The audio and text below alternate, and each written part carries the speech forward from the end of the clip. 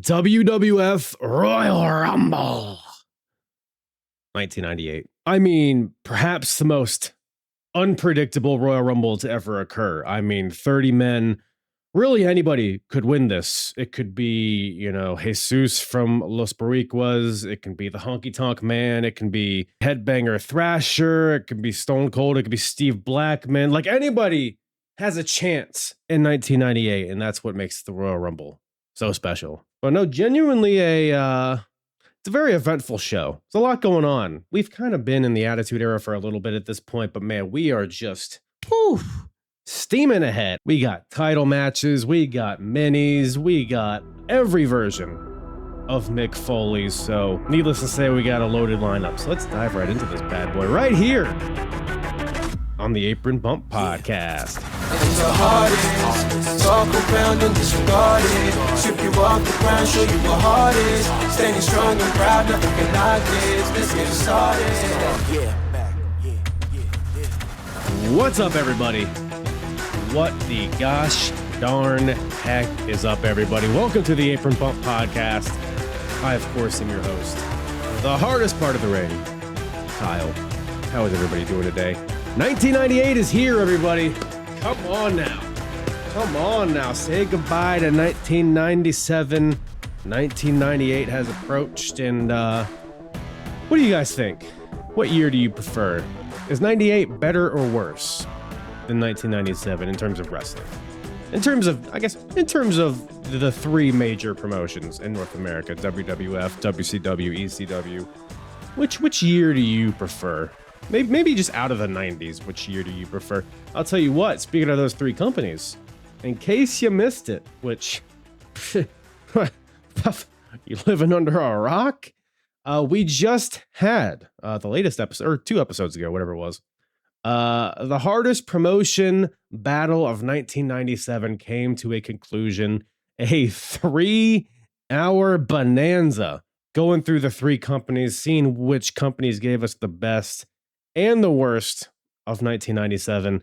I won't spoil it here just in case you haven't checked it out yet, but feel free to go check that out. You could check it out on YouTube, or you can check it out wherever you listen to podcasts. Go check that out if you have not already. But new year, new us, and the hardest promotion battle of 1998 is a coming.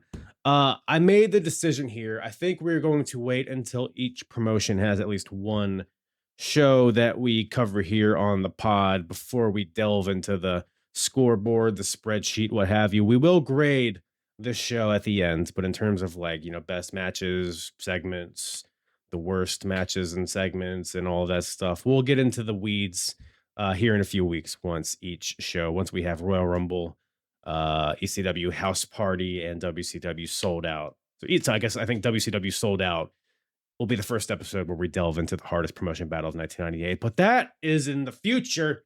What is in the now is Royal Rumble 1998. We got a fun show. Of course, we're going to talk the Royal Rumble. And in past years, I've done watch-alongs of the Royal Rumble matches. I think we're going to try something new here. We're just going to review it as usual.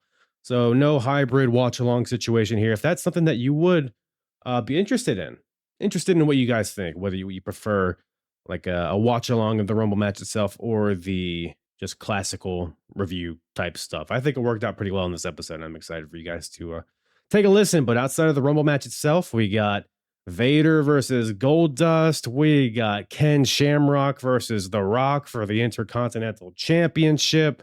We got a 6-man minis match. The tag team titles are on the line between the New Age Outlaws and the Legion of Doom. Wacky show ahead of us here. There's a lot of good, a lot of bad, but overall, I think it's an exciting time of wrestling. 1998 is one of my favorite years. It's just I know a lot of it doesn't age particularly well, and I'm interested to see how my tune will change if it does as I work my way through 1998. Because while I didn't really get into wrestling until 1999.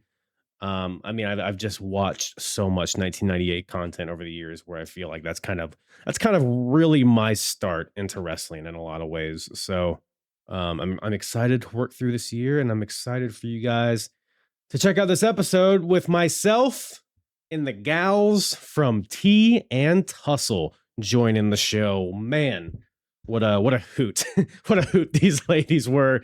I recently stumbled upon their podcast that they do. You can catch them on YouTube or wherever you listen to podcasts. We got AJ, we got Chidera, we got Natalie, the whole crew's here. And man, they do a lot of great work. The production's great. It sounds great. The content is great. More importantly, the vibes are great. Actually, most importantly, they have fun talking wrestling, which seems to be more and more of a rare commodity nowadays. It's a hoot. They get into all of the current events of this wacky world of pro wrestling. They talk pro wrestling all over the world.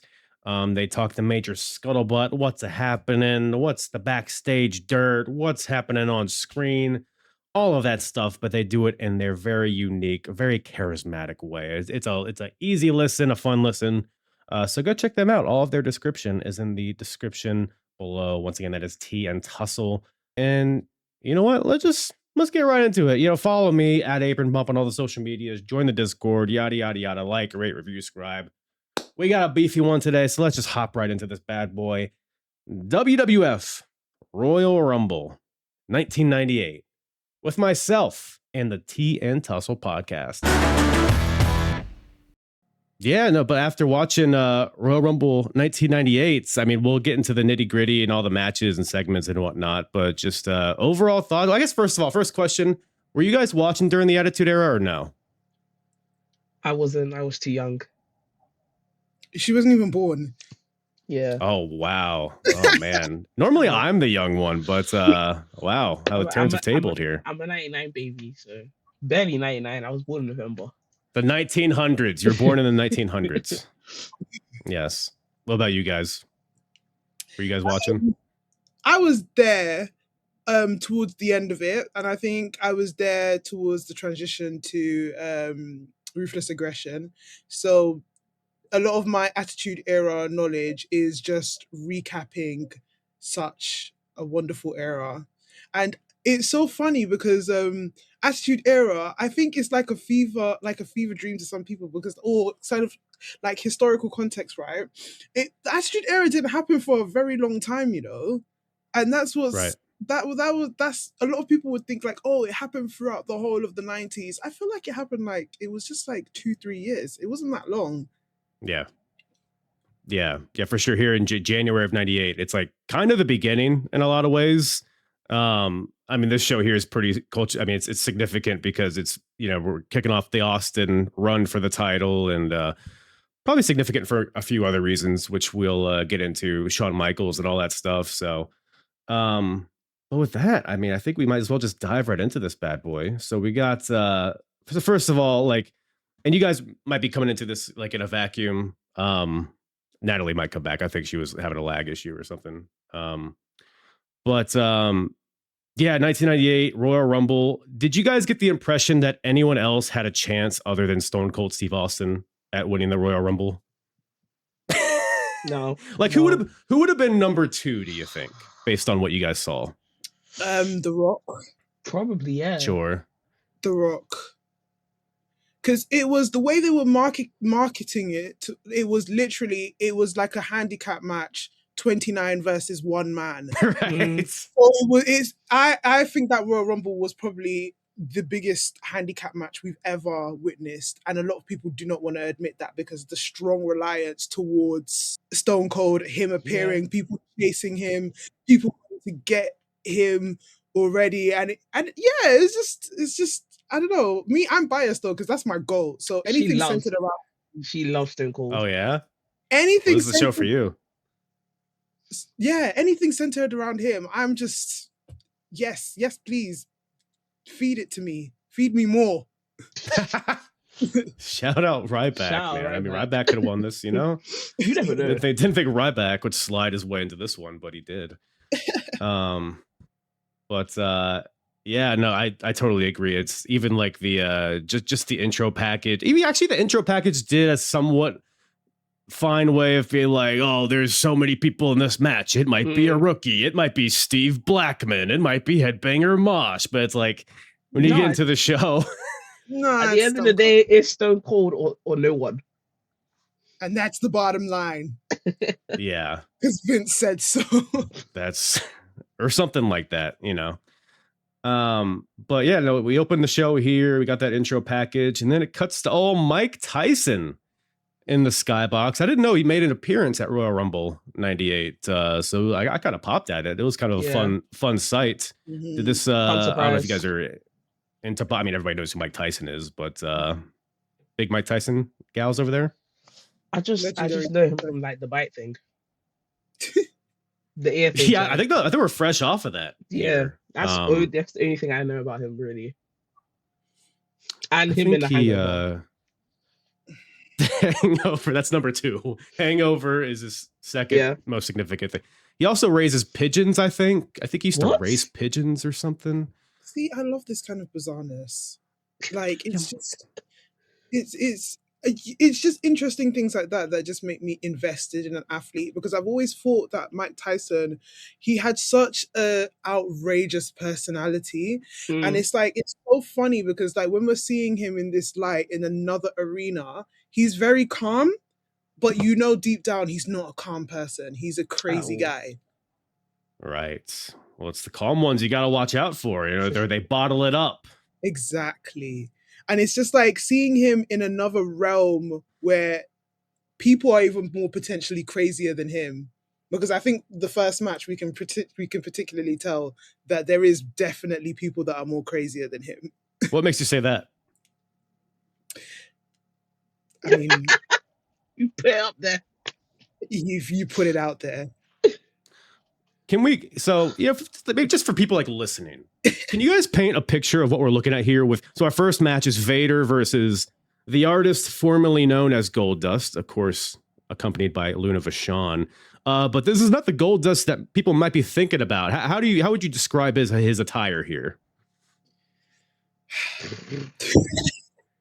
He looks like he looks like a drag version of the Joker. Drag Joker, the choker, maybe the choker. He might be. But he wants to be choked. That part too, and he was choked. Well, not him particularly, but there was some choking going around. Yeah, they were handing out chokes left and right on this show. You're not wrong. I don't know. I love the drag of it all. Like, I think this was a fantastic opener. Like, I think this was, like... Yeah. I just think it was such a fun opener. And I think Goldust, having looked at his kind of past and how he's come to today, it's just like the dynamic kind of character that he's portrayed over the years.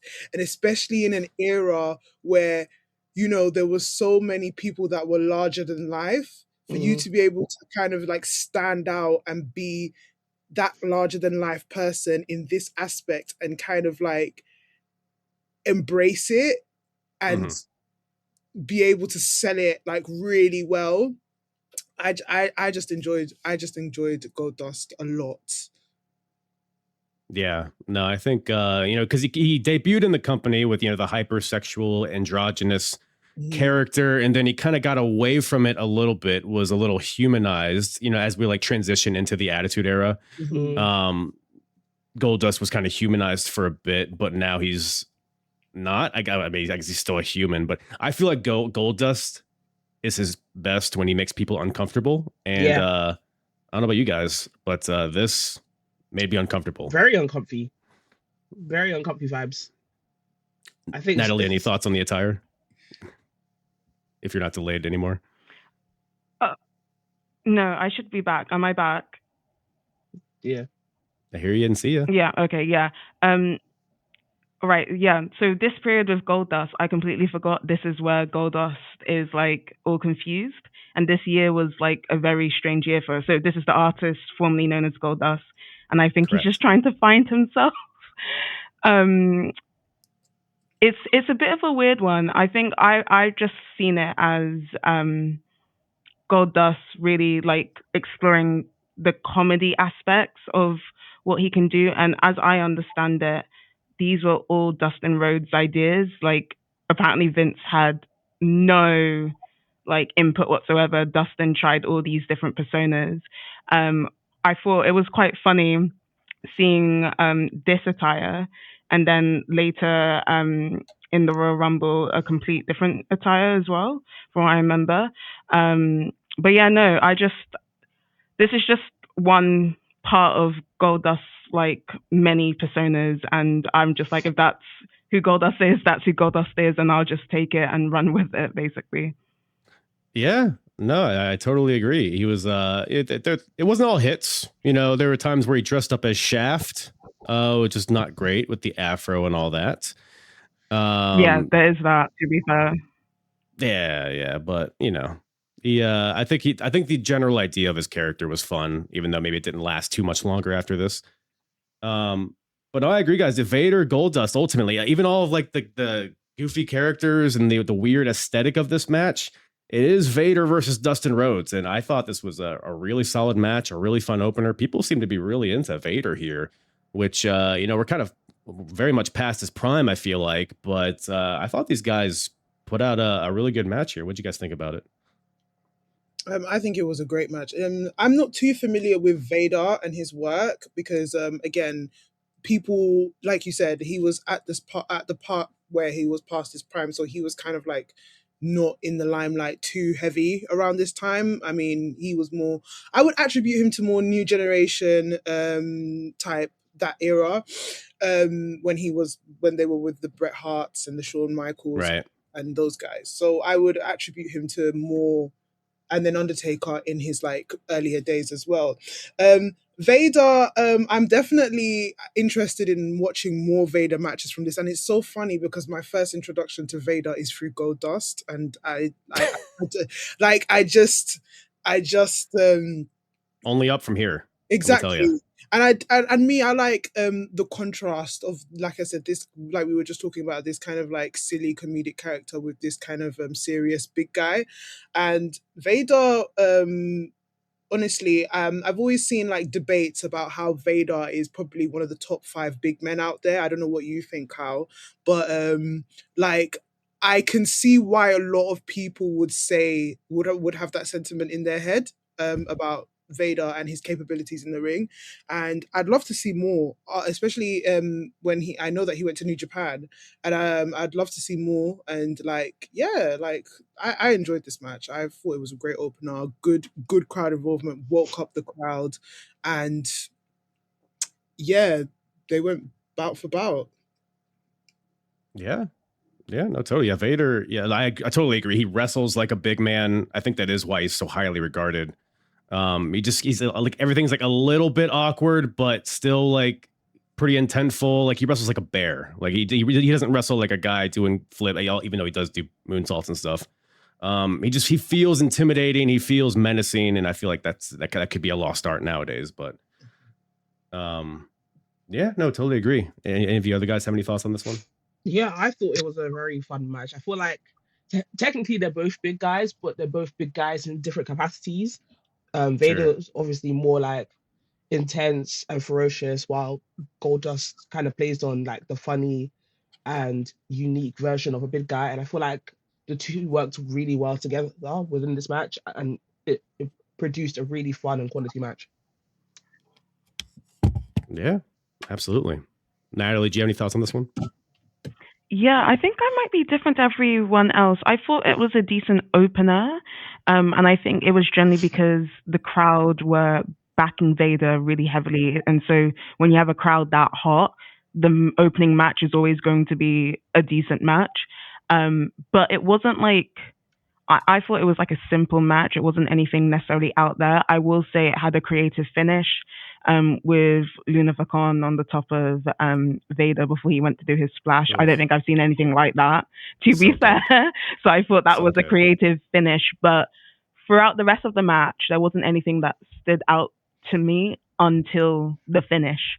So it was a great opener, but I don't think it was like, oh my God, like probably it's definitely not Vader's best match, and it's definitely not Goldust or the artist formerly known as Goldust. It's definitely not his best match either. Yeah.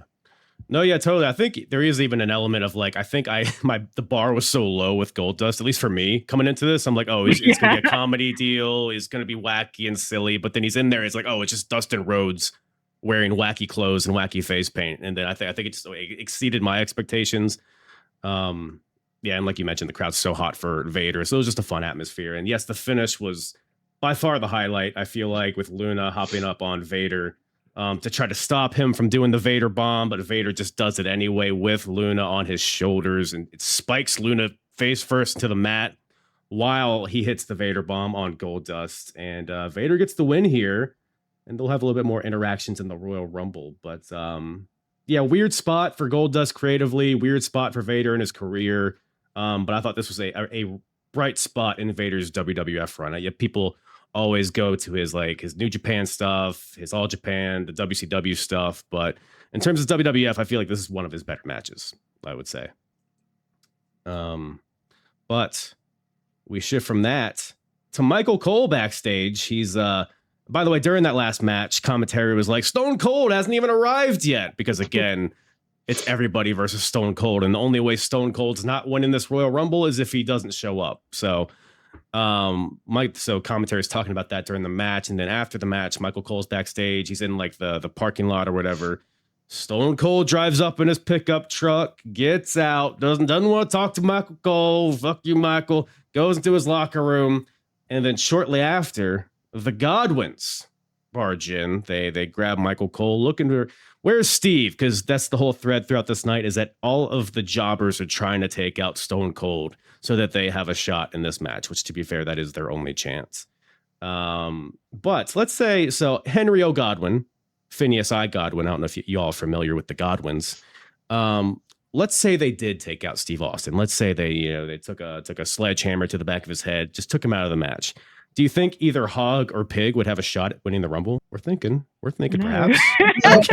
No.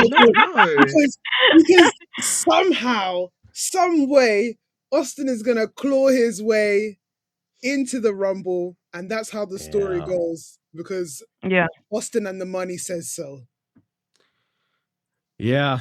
I mean, that was the King of the Ring deal, right? He had to go to the hospital, then come back because he was doing it. So yeah, you're not wrong. But then what I do like about that kind of storytelling aspect is that it's giving, as we essentially say, jobbers or people who are not particularly in the limelight, chances to be able to kind of have that limelight towards them. And I think that's one of the things that I did enjoy about the earlier Royal Rumbles, is that this was an opportunity for people in the lower cards, mid cards, with a few guys in the kind of top level card to actually have an opportunity over time. And I think obviously they saw the money in it, and they said, okay, we're going to start getting the bigger guys to start winning.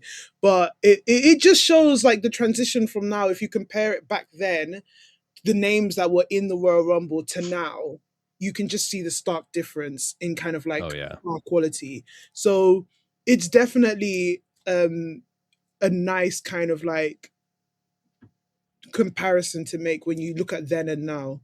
A lot more depth nowadays. Yeah, no, I think so. I would agree.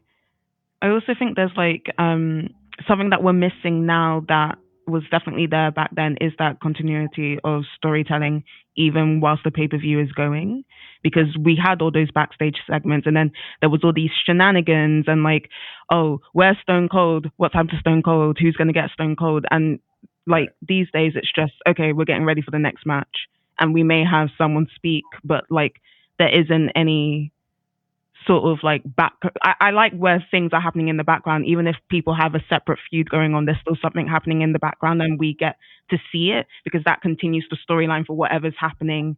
Like, think of the World Wrestling Federation in like think of it as like a big working machine. There's all these different cogs and they're all turning, but just because one big cog is turning doesn't mean that the others aren't turning. Everything is happening in unison. There's so many different stories, and we don't see that anymore. It's just, what's the next match? This is what's happened. What's the next match? This is what's happened. So that's something that I really enjoyed seeing as well, just following from AJ's point. No, yeah, no, very well said. No, it's especially nowadays, man. There's just nothing. There's no because to have like non-wrestling segments in between the wrestling segments, like to have productive segments like this Austin stuff, or even back when like Eddie when they were like picking the balls out of the thing, like to pick their Yeah. numbers, and then Eddie Guerrero stole Ric Flair's Yeah. number, and then that's the whole thing. Like even just like dumb, silly things like that. It just makes the show flow better, breaks up the monotony of the wrestling while still having productive things that build to matches. I mean, but now we have camera shots to football players ringside and Wingstop commercials, but we don't need that. That's a whole other episode. A whole other episode. It was so good. It was so good back in there. We didn't know what we had. We didn't know what we had, man. Because like Absolutely not. it brings me back to the 2022 Royal Rumble, obviously arguably the worst Royal Rumble of all time, right? That's the one where Brock Lesnar won. And obviously he opened the show, and there was going back to what you said in terms of the continuity of story, he opened the show alongside I think it was Bobby Lashley. They had their match, and Roman interrupted, and then suddenly Brock Lesnar is in the 2022 Royal Rumble and he wins.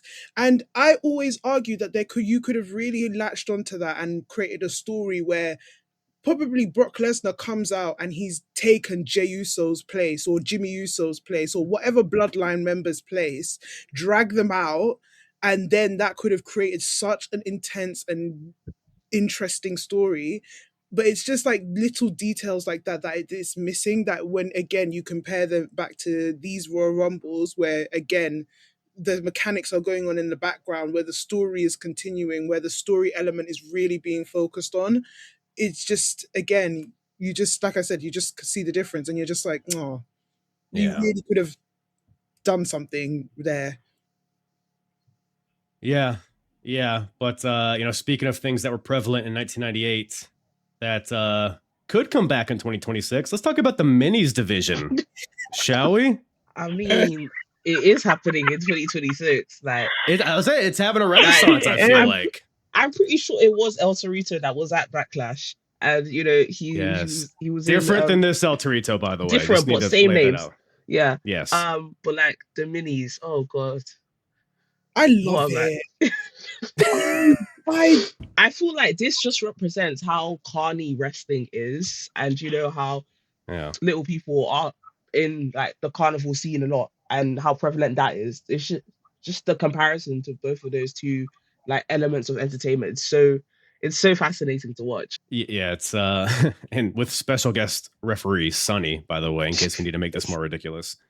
We have a 6-man minis match, or 3-man, 6-man minis match. We got the team of Max Mini, Mosaic, and Nova versus the team of Battalion, El Torito, and Tarantula.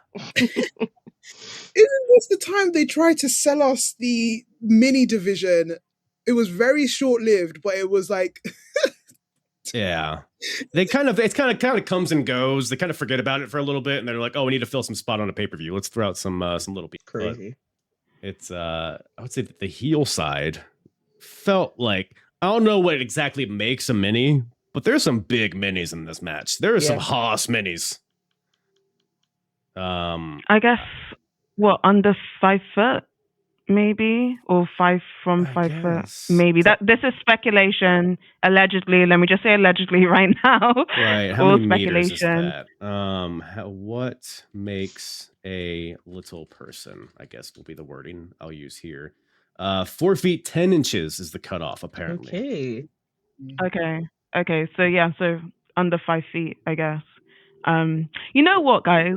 I actually enjoyed this match to a certain degree. I thought it was very, very fast paced.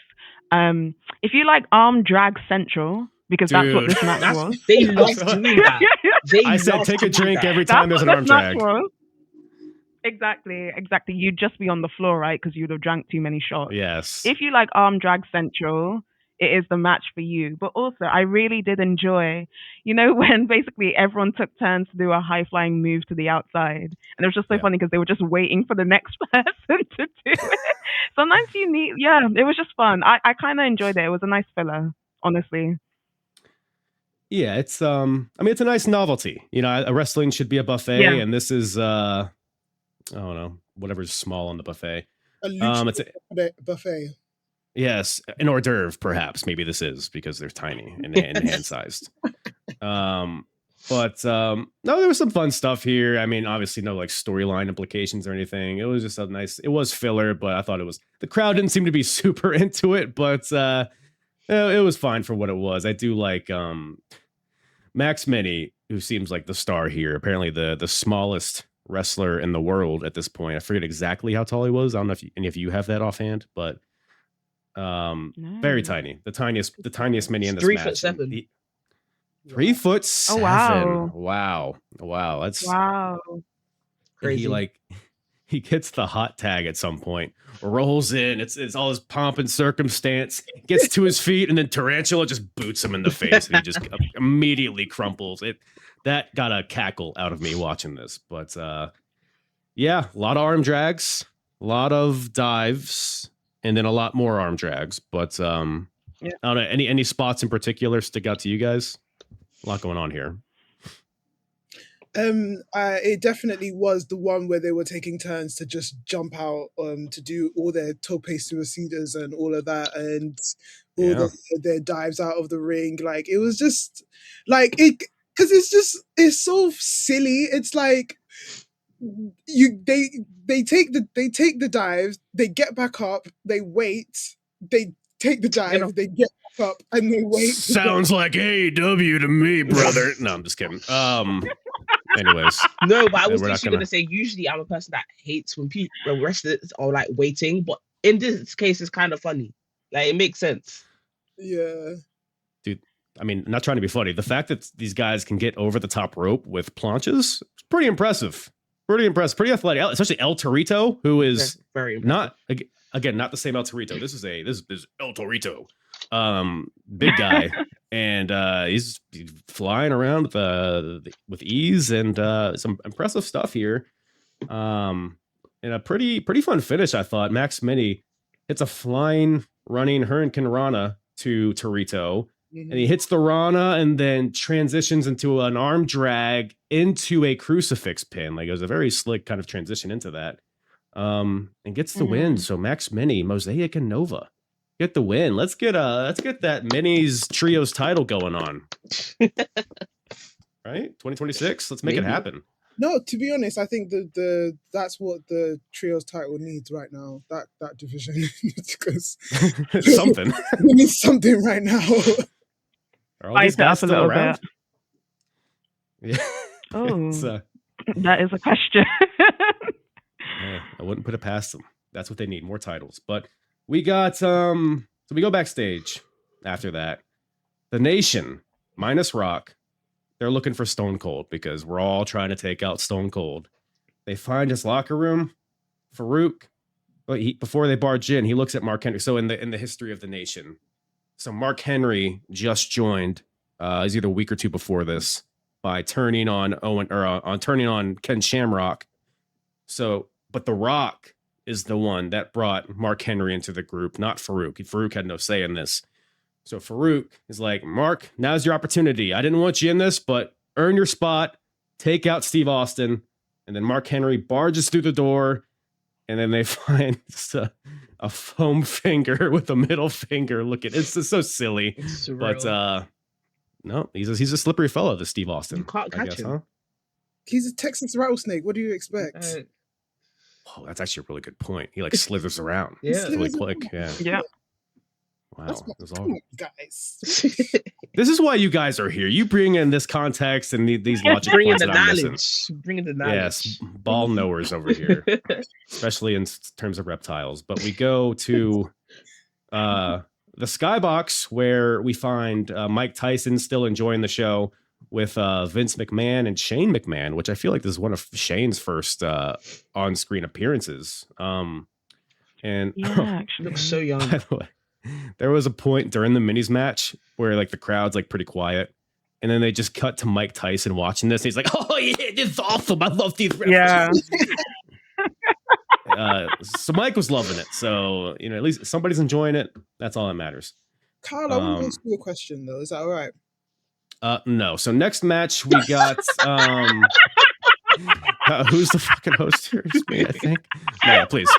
No, obviously looking back here and then you see the celebrity involvement of Mike Tyson. Like, how would you compare that then to now? Ooh. This is a juicy topic. That is a good question. Juicy. Yeah, I mean, juicy topic right now. It's it's a lot less saturated at this point in 1998. Outside of Mike Tyson, I'm trying to think of other celebrities WWF has brought in. I mean, it's been very few and far between, and if it is, it's just like a commentary spot, or you're the special guest bell ringer or something. Like, no one's involved in storylines in terms of celebrities. WCW's got some stuff going on with like some football players. They brought in Kevin Green. I guess what's LT from WrestleMania 10 or 11. It's not Tomlinson. I always think it's that LT. Oh my god, who faced Bam Bam Bigelow at WrestleMania 11? Oh, I know it's dumb American football, so you guys don't know. I understand, but Bam Bam. Lawrence Taylor. I think Lawrence Taylor was the last like big celebrity involvement at this point, and that was pretty decent, I thought. But no, I do like. I mean, especially I think celebrities back in 1998 were just so much bigger than they are in 2026. Today, with social media and everything, everybody feels so close. Everybody feels so accessible. Whereas Mike Tyson almost felt like a deity in a lot of ways. Like, he was like untouchable, and the fact that he's here on the wrestling program that I'm watching felt like a huge deal, way bigger than Jelly Roll feels nowadays. Yeah, I don't know. What do you guys think? I agree to that point. Like, celebrities back in the day they felt like a big deal. They felt like you said, deities. Nowadays it's like, I see you all the time, so you're not really that big to me. Like, yeah, like, you are a celebrity, but it's like, I see you all the time. So it's like, what's the difference? Yeah, no, I agree. Can I make like a physical point? Look where they put Mike Tyson, where he was sitting, in the skybox, and look where celebrities sit now. Yeah. Wow, that's a good point. Yeah, made him stand out. So you are absolutely right. Yeah, exactly. It showed his stature, didn't it? So yes. It's like the optics of it all. Like, he's the one that's like, as you go, when you look at the deity point that you make, like, he's the one that is looking down and observing. Yeah. But then also he sort of knows his place in where he kind of like, and I made this point, like, it's just like the different realms of like kind of like fighting, and like everybody knows their kind of their space, and the boxing space. Like, I'm sure Vince will be the one that will be in his place, knows what to do, knows how to act, and he just knows to respect that place. But he knows that he's sort of above this, and he's looking down on the ring and sort of like holding his GOAT status, because at the time, I mean, he was one of the greatest athletes at that time. So it was just it's an interesting observation that you said that. Yeah, I mean, definitely, like, I mean, him, Michael Jordan. I mean, those are the top two, I feel like, at this point. So, that's like just a common thing I see. I know, like, you guys are younger. I don't know how much older wrestling you guys have watched, but it's always striking to me how they do so much more with so much less back then. To your point, like, Mike Tyson never had a match, but his involvement was iconic. The next night on Raw is when the whole, shoving Stone Cold thing happens. Like, that's lives in our minds more than Jelly Roll versus Kit Wilson on SmackDown. So, like, but I think the only solution is to have Jelly Roll versus Mike Tyson in a boxing match, by the way. Maybe that's when we need to get going. Oh God. It's not that crazy. It's not that out of possibility. So hopefully he's still not recovering from the Jake Paul situation. God. We all are. Oh my God. Let's not even, please. That was just so embarrassing. Let's not even. As also would say, most disgusting promotional tactic of that year. Well, something a little bit more palatable than that, I think, is this Intercontinental Championship match. We got the champion, Rocky Maivia, The Rock, defending against Ken Shamrock. Ooh, so old Kenneth Shamrock of UFC fame He's been running through the nation. He's been establishing that ankle lock submission. He's making everybody tap out. Mark Henry, the other guy. So he's running through the nation, or Farouk as well. And The Rock is kind of the final boss, foreshadowing, but he's kind of the final boss of the nation here. And the IC title's on the line. This is kind of similar to Vader and Goldust in a lot of ways, where it's like the match itself was fine and decent. Seems like the crowd was into it at certain points. The finish, I'm curious as to what you guys think about the finish, if it was good or bad. But any thoughts on this one? One word I would describe this match up until the finish was believable. I think the element that we are missing in wrestling today is that there are people out there that are giving us believable characters and fighting styles and passion to the actual sport. Ken Shamrock was dangerous. I was scared for The Rock at some times, but then The Rock also held himself as well. And I love the way Shamrock kind of portrayed himself as this really legitimate MMA fighter in a time when MMA probably wasn't too sort of like popular. Right. Well, to me, to be honest, like, I mean, obviously I didn't know about like UFC in the 1990s. It was still like a little taboo at this point. It was still like very underground. Yeah. And I think I know about Pride MMA and them. I don't know, but my knowledge is not great. But again, believable, very believable. Shamrock, very legitimate MMA fighter, who was dangerous, intense. But The Rock, coming from this kind of like transitioning from Rocky Maivia to the nation leader was also sort of like really believable as well.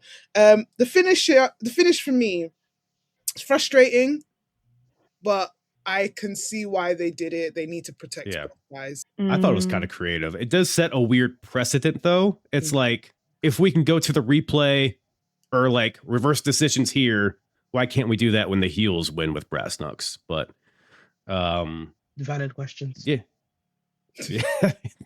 No one has answers to, but believable is a good word to describe this. I liked Ken Shamrock growing up a lot. And I think a lot of it is because he was a little bit rough around the edges. Like, he is transitioning from MMA to wrestling, so it's never going to be a perfect transition.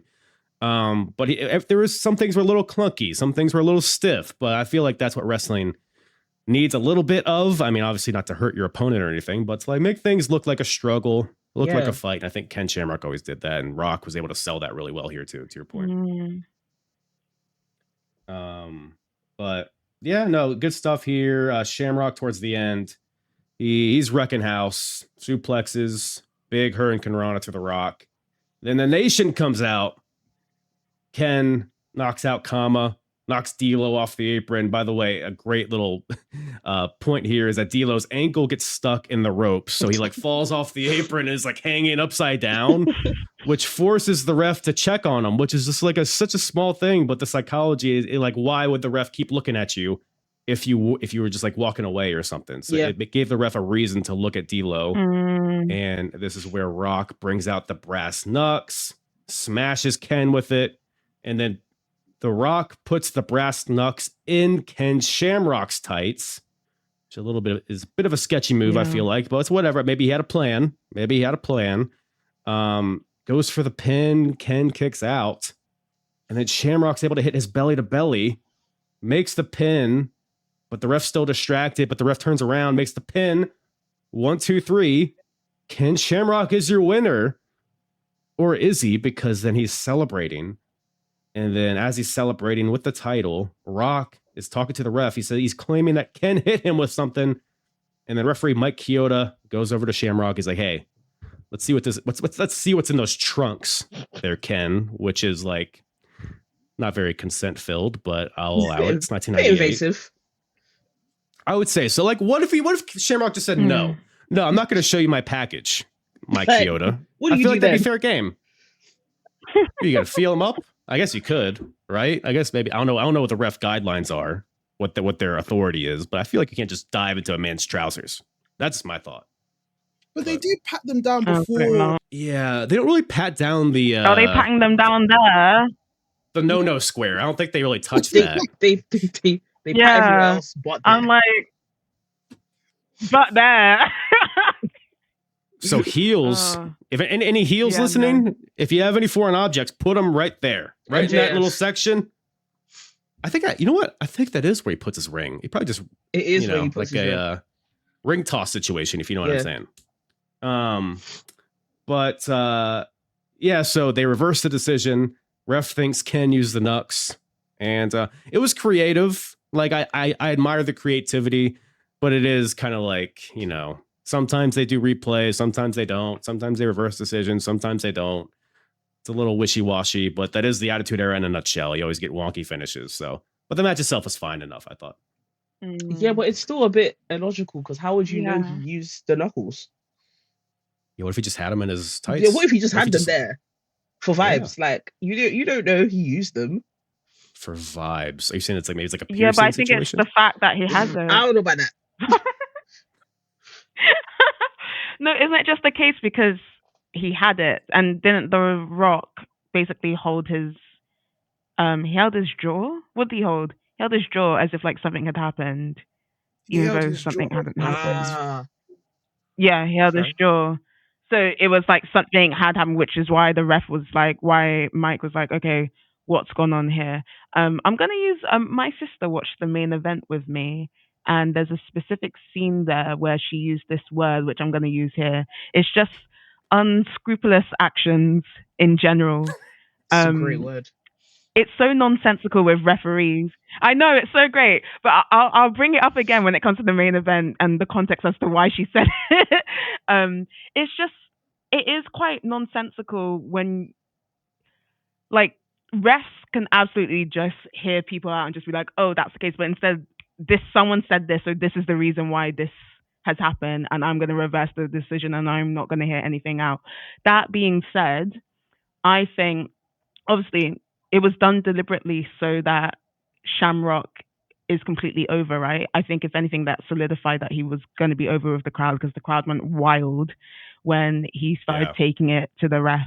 Poor Mike. I'm so sorry. Like, Mike suffered really badly, but it was done to put Shamrock over, and it did its job. Because it presented him like this really loose cannon. Yeah. And Yeah. I think that was the kind of, because And dangerous. I like the fact that he was doing the ankle lock and he just wouldn't let go. And I just know what that is actually effective on somebody who is an authoritative figure. And why are you making decisions like that? It's very nonsensical, because it's just like the ref shouldn't, once the pin happens, the ref shouldn't have the power to be able to sort of now change the championship from one hand to another. Right. Especially because, like, maybe The Rock's line. Like, of all people, we're going to trust Rocky Maivia to be telling the truth? Come on, Mike. Watch the program. You know what I'm saying? So, but no, yeah, good stuff there. I have a question. Finish aside. Yes. Just because the World Cup is coming, do you think in the future, to make wrestling a little bit more realistic, we should start including things like VAR? They've done it before. They did it with Damien. Before. They've done it. They did. I thought they did. And I think this is an exact example. But that's the only time, right? Yeah. That's the only time I can remember they've done it. Yeah, they brought it to baseball as well, and I'm not a big fan of that either. I don't know if wrestling needs that. I don't know if they need more technology. I don't think that's the joy out of it, right? Yes. Yeah, no, it's definitely not a solution. It takes the joy out of it. But sometimes, like, the refs, they're just a bit stupid, right? Like, sometimes you just want a little bit of logic. Like, think, really. Why can't you just think? Maybe there should be some more vetting for the refs, perhaps. Maybe just not pick people off the street. Maybe, I don't know, like an SAT situation. You know what I mean? Like something. You got to go to the academy for referees to be a referee. That's what you have to do. Right. You've got to do your tests. Yes. I mean, it's got to be, man. I don't know what they're doing at the PC, but we need like a full curriculum for the referees. Not just in refereeing, but just life, just logic, like you said. So we're really fixing all the problems here, and I like that. I like that we're doing that for everybody. But, well, I know what you're thinking. Where's Stone Cold at? Is he still okay? Well, I'll tell you. Los Barriquas are backstage. Savio Vega, Jesus, the other ones, they're backstage, and they're looking for Stone Cold. They bust into the locker room, and they see a bald white guy. So they say, hey, that's definitely Steve Austin. Let's attack him. No questions asked.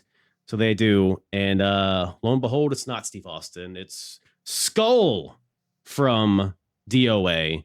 So Steve Austin has slithered his way out of another attack. This rattlesnake, I'm telling you, he's slithering all over the place.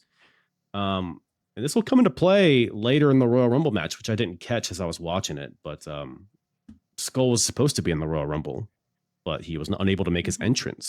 So, but before the Rumble match itself, we got a little tag team title match on our hands here. We got the champions, the New Age Outlaws, Billy Gunn and Road Dogg, defending their titles against the Legion of Doom, Road Warrior Animal and Road Warrior Hawk.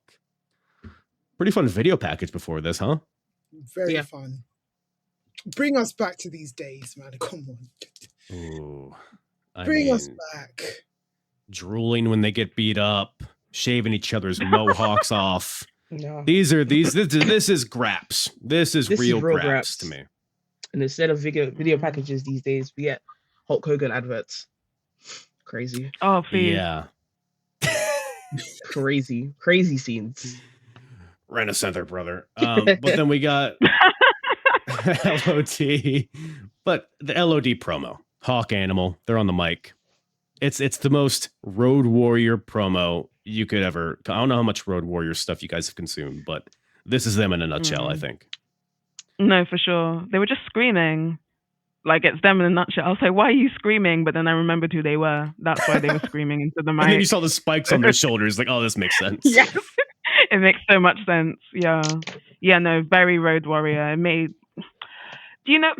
My thing is that I actually had a lot of hope for this match, but we've recently had a conversation where we feel like tag team wrestling has fallen off in WWE. And I might make a controversial take and say, actually, I think it's definitely kind of good now, because I didn't really enjoy the match. I actually thought it was quite boring. And I've seen Road Warrior matches and I've enjoyed some Road Warrior matches, but this, it's very fleeting. Like, it wasn't a memorable match for me at all. Like, I can't recall. I wouldn't be able to recall it if you asked me tomorrow what happened in that match, other than Hawk. I like the ending. Was it Hawk who was handcuffed to the ring? Yeah. Yeah. Yes, it was. Other than that, could not tell you what else. I think it could have been so much better. But we know later down the line we'll get great tag team wrestling in WWF. So we know it's coming back again. So maybe this was just a small blip in the system for now, and then they'll come back again where there'll be some great wrestling. But that's just my personal opinion. I don't think it was an amazing match, and I will forget about it at some point. Yeah, look, to your point, I would even say I think the small blips are the good tag team wrestling. Like, I feel like that whole Hardy's, Edge, Christian, Dudley's thing, that was like maybe a 2-year span, and then they were gone. Right. And then then tag team was an afterthought again, and then it's an afterthought for years and years, and then you got like a Paul London, Brian Kendrick situation, then it's like in the forefront again. Yeah. I feel like more often than not, the tag team wrestling in WWF, unfortunately, is on the back burner and is kind of in these like lull kind of spots on the card, unfortunately. Mm-hmm. Even like you said, these two teams are good. I would agree. This didn't really click for me either. And then this is where the nostalgia merchant comes in. Okay. And says, forget about the wrestling, guys. This is just the spectacle of it all. Oh, you didn't know? Exactly. Yeah. The two loudmouth teams coming together at probably what a time was probably a dream match to some, me included. Okay. No, come on. Hear me out. 80s legends versus the New Age Outlaws, the Attitude Era stars. Dream match, huh? Seeing it? Yes, I think so. You are the only one. I think you're the only one who's seeing it. Nods all around. It's just crickets everywhere. I just like, for me, obviously, I think when you're talking about tag team wrestling, you're talking about definitely how the wrestling is. Like, I think in terms of wrestling, we have better quality wrestling in terms of tag team wrestling now today. For me, back then, it's presentation, simply presentation. These are not the best teams, but the fact that you got two different eras, two people at the peak who are at the peaks of their own eras coming together and having just this match for the history books to say that it happened. For me, I'm fine. Yeah. So I enjoyed the spectacle. I wouldn't say okay, the match was crap, but I enjoyed the thought and the spectacle of it happening. Yeah. I mean, to your point, I will say the build to this match was actually pretty good because, like, the New Age Outlaws, they're very fresh, very new team. They just got together, but I feel like their chemistry was just there from day one. I think as characters, they're great. This is pre-DX, but I feel like they still embody that DX attitude. They're a very fun act in WWF, maybe one of the best heels in the company at this point. LOD, similar to Vader. I mean, we're past their prime, but they still could put out a pretty good match. They're still big, hulking, loud, clumsy oafs, as they always have been. So they could pretty much do what they've always been able to do. Yeah, unfortunately, I don't think the match really matched the intensity of the build. But that being said, there is some good here to your point. But yeah, so the finish comes when Hawk is handcuffed to the turnbuckle on the outside. Billy. So Billy and Dog are teaming up on Animal inside the ring. Billy gun off the top rope. Animal catches Billy and spikes him with a power slam, neck first. Goes for the pin, but then Road Dogg with the chair to the back, DQ finish, which is would have preferred some sort of real finish here, but what it is. It is the Attitude Era after all. And then the Outlaws beat down Hawk after. Yep. I just realized, was there any kind of like clean finishes during this pay-per-view? Depends on your definition of clean. Now that I think about it, I don't think that. Wait. Other than the Royal Rumble, which traditionally that finish is the way it is. The minis had a clean finish. Yeah. Oh, the minis had a clean finish. But everyone else, there was shenanigans galore. The bell didn't even ring at the end of the main event. We didn't even hear the bell.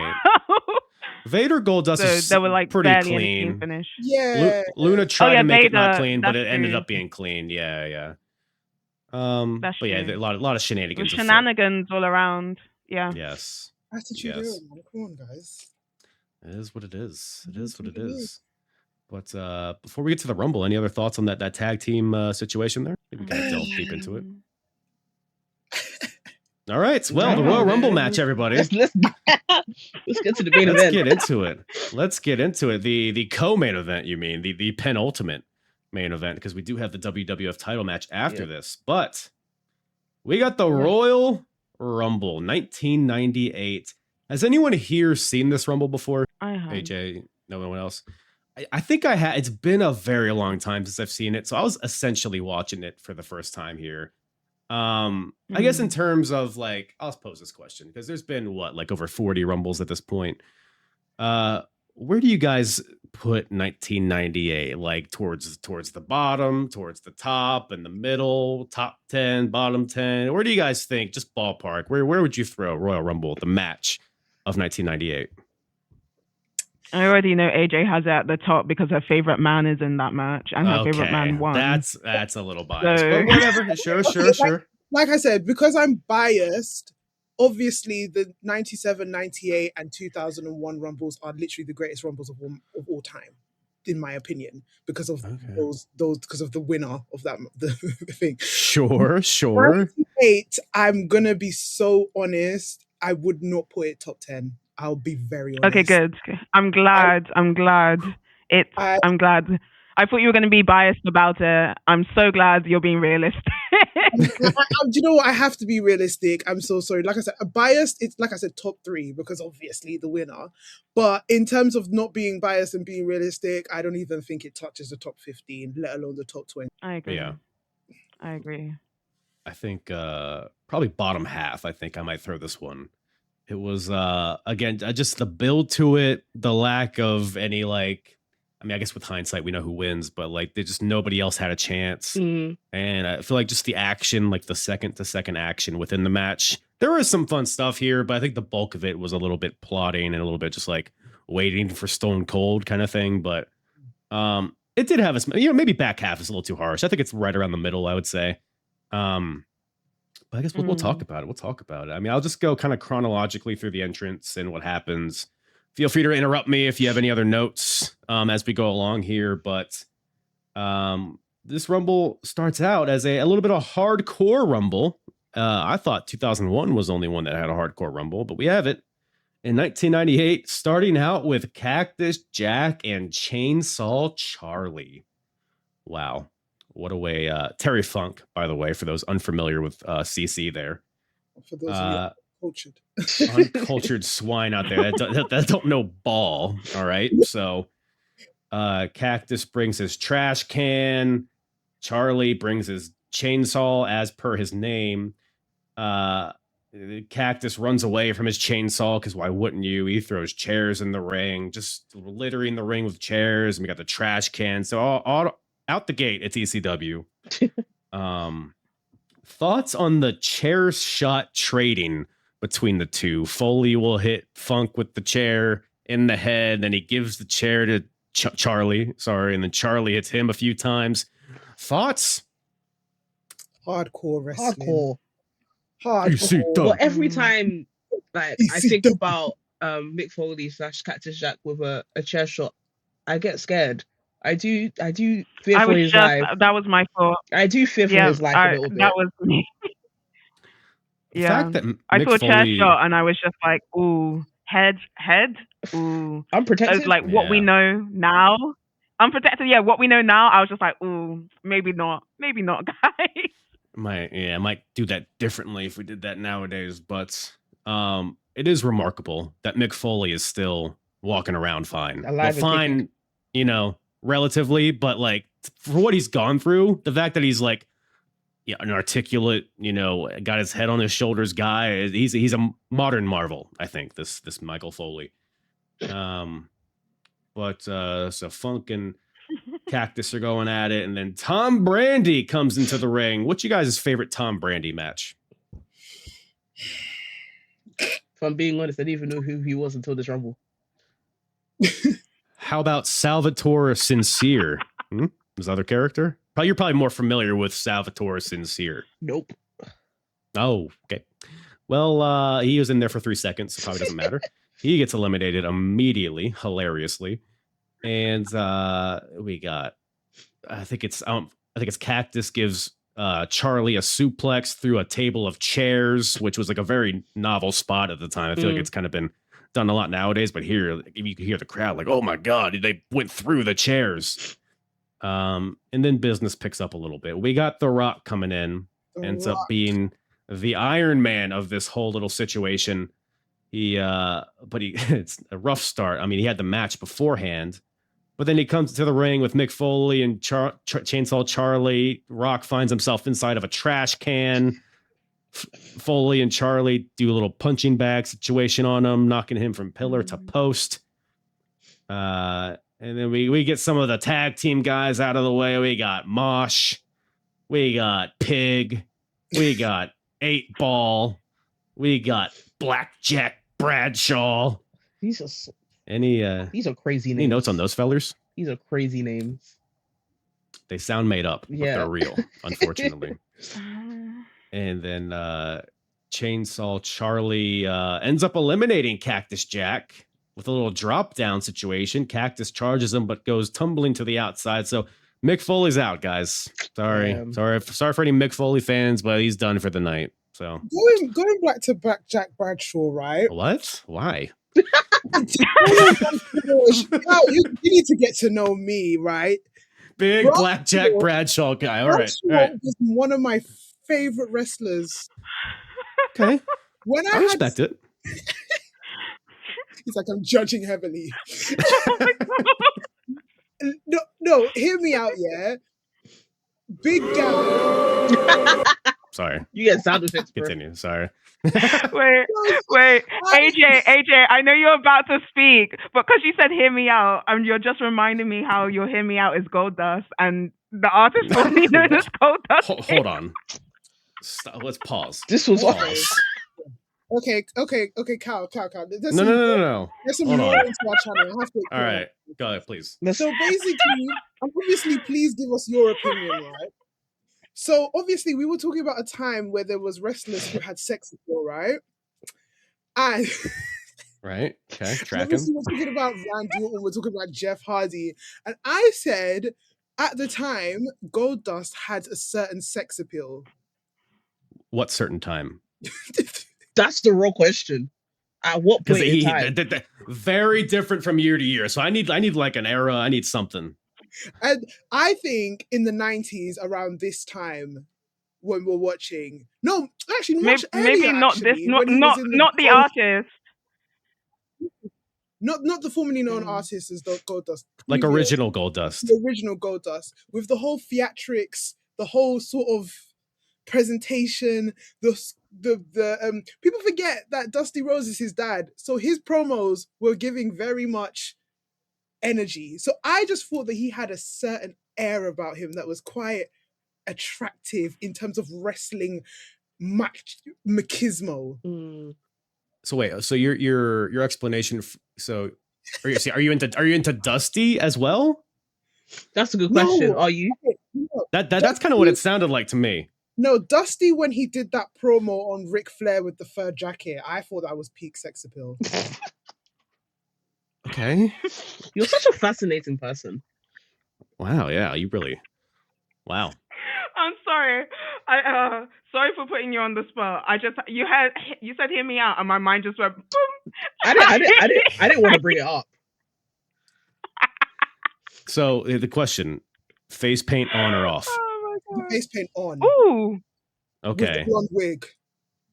With the wig. So the jumpsuit, is it like a And the sort of like fur jacket as well.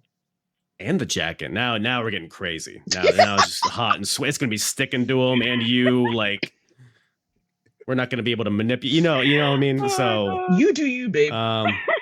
but yeah, no judge. There's no judgment zone. Listen, I just saw the air around him, and obviously Terry Reynolds was enjoying that as well. So like, Fair point. Yeah. Yeah, Yeah, no. I hear it. And I can't judge. We know my "hear me out" is Kane. I can't judge. So All right, it's guys. fine. Can we like? What are we? All right. So I'm assuming like 2001 Kane. No, do you know what it is? It's just the walk. It's just the walk. The It's wow, literally this is just the this is the walk. worst part of you Kane. weren't feeling the what's it called With with the armband. With the arm, and then specifically, it's when And he when he does came that out the ring? uppercut punch. Yeah, it's the walk, and then when he comes and does the uppercut punch, he does punch, uppercut. I just find that so hot. So yeah, And that's it's what you the want. You want walk. him to do that to you? Well, Is that word? no. My goodness. Oh my god, I'm It's like, what dead. did I get myself into? And mask on, right? Of course. Mask on, Just the mask mask on. and the elbow pads. And the Just that. coming out of the ring Yeah. as well. Oh, Yeah. okay. So Oh you set yeah, up the ropes coming around out of the bed. ring. Well, So I mean, we've digressed, but back to no. We've digressed. We need to come. Now we've heard everybody's hear me out. Here's what you got. I don't have one. That's the thing. That's a lie. Though it's true, I don't have one. What about in this match? Out of everybody in this match, Out of everybody I can list them out for you if you want. in this match, the hear me Thinking outs maybe are, like are not hear me outs because they're attractive. Kurgan. Nah. Let's see here. what a bit of dude love. Dude Steve love. Blackman. Dude love. How about all three faces of Foley? Exactly. Oh my god. I don't have one. I plead the fifth. All right. What as we walk through You know this, what, if you Steve hear one that Blackman. Steve Blackman. Ooh, Steve Is Blackman. that a hear me That's- out? nah, that one's just Even to nowadays. No, even. it's not. He's Thank he's you. actually So, attractive. yeah. Well, I feel like Let's I'm get out back of to the breath Rumble. now. Gee whiz. Yeah. It's This okay. is all my fault. I'm so sorry. No, I mean, but my wife's is Goldberg, so I kind of understand. But like AJ said modern that day too. Goldberg. She said that too. I guess I get it. Yeah, you did. I don't know. Anyways, where are we even at here? Okay, Black. Oh, you had a note on Blackjack Bradshaw, AJ, or was that it? Yeah, yeah, she loves you him. did. Obviously, JBL. I loved him. Like, I think at the time, big guy. I mean, he hadn't found his. Remind me, was this is before the Acolytes, right? Yes, like He's right still- before. Yeah, so he's still finding his place, and for him to find his place with Farouk and kind of present himself earlier, like this year, I love Blackjack. I love Bradshaw. No, Bradshaw's great. Yeah, even JBL. I feel like 'cause I've gone back and watched a lot of JBL. JBL is pretty good too. He's So a solid wrestler, yeah. great Very heel. solid. That clothesline from hell. Like Exactly. I've watched videos of just that Compilations. on a loop over and over again because it's actually compilations. There we go. Because it's actually quite brutal. Like it's an insane move. So no, I hear you, AJ. I hear you. That's he's a beast. Another guy that's just like he probably hurts everybody he wrestles, but as a viewer, but gosh darn it, I like it. So but then after that, so Cactus is eliminated, and then we got Owen Hart coming out for a second because old Double J Jeff Jarrett attacks him from behind. The NWA North American champion, Jeff Jarrett, with Jim Cornette behind him. They attack Owen, and Jarrett holds him for Cornette to hit him with a racket shot to the back. This felt pretty random to me. I mean, I've been watching the Raws and stuff leading up to this. I don't think these guys have really been feuding up to this point. Maybe they're starting something off here. I thought it was going to be a situation where Jarrett like took his spot, but that ended up not being the case. He just attacked him and then came out later. No, but they had a feud. So I think it might. My timelines might be wrong, but they did have a feud. So it probably was after. But yeah, I never got to the point where they started feuding because then the network was kaput and I was in the middle of trying to watch Raws as well. But they definitely did have a feud. So maybe this is the beginning of it. But I can see why it felt random. Yeah, I can see why it felt random, but I think it's the start of a feud. But that's the joy of it all. That's the Royal Rumble. Like the randomness of it. And just matches that you wouldn't think that would come together, just coming together. Yeah, it's a potpourri. It's a smorgasbord, perhaps. Charcuterie board of. It's a charcuterie board. Yeah, I love a good charcuterie board. That's for sure. Charcuterie. And I love that. I'm stealing that. Please spread the word. Spread it across the pond. I need it. We need it. So they bring Owen to the back. Jarrett also goes to the back, and we get some more of the kind of the undercardy kind of guys coming out here. Steve Blackman, Natalie, D'Lo, Kurgan comes out here. I mean, what can we say about Kurgan? I don't know how much Kurgan you guys have watched, but this was a pretty good snapshot of his abilities, I would say. Big guy, big traps. That's about it. I mean, sometimes it's all you need, but I feel like this guy needed a little bit more. He gets in there. He eliminates Mosh, and then Mark Marrow comes out with Sable. Everybody's chanting for Sable. Kurgan eliminates Steve Blackman. And then here's an element about this match that drove me crazy. You guys probably already know what I'm saying. Why is the Nation fighting each other? Every man for themselves. You know, come on. Yeah. I don't like when people that's all I was say gonna say. Every man for That's themselves. all I was gonna say. But Every man for themselves. in my head, if you're in a faction, you should be helping each other out. And then you get to like the final few, and then every man for himself.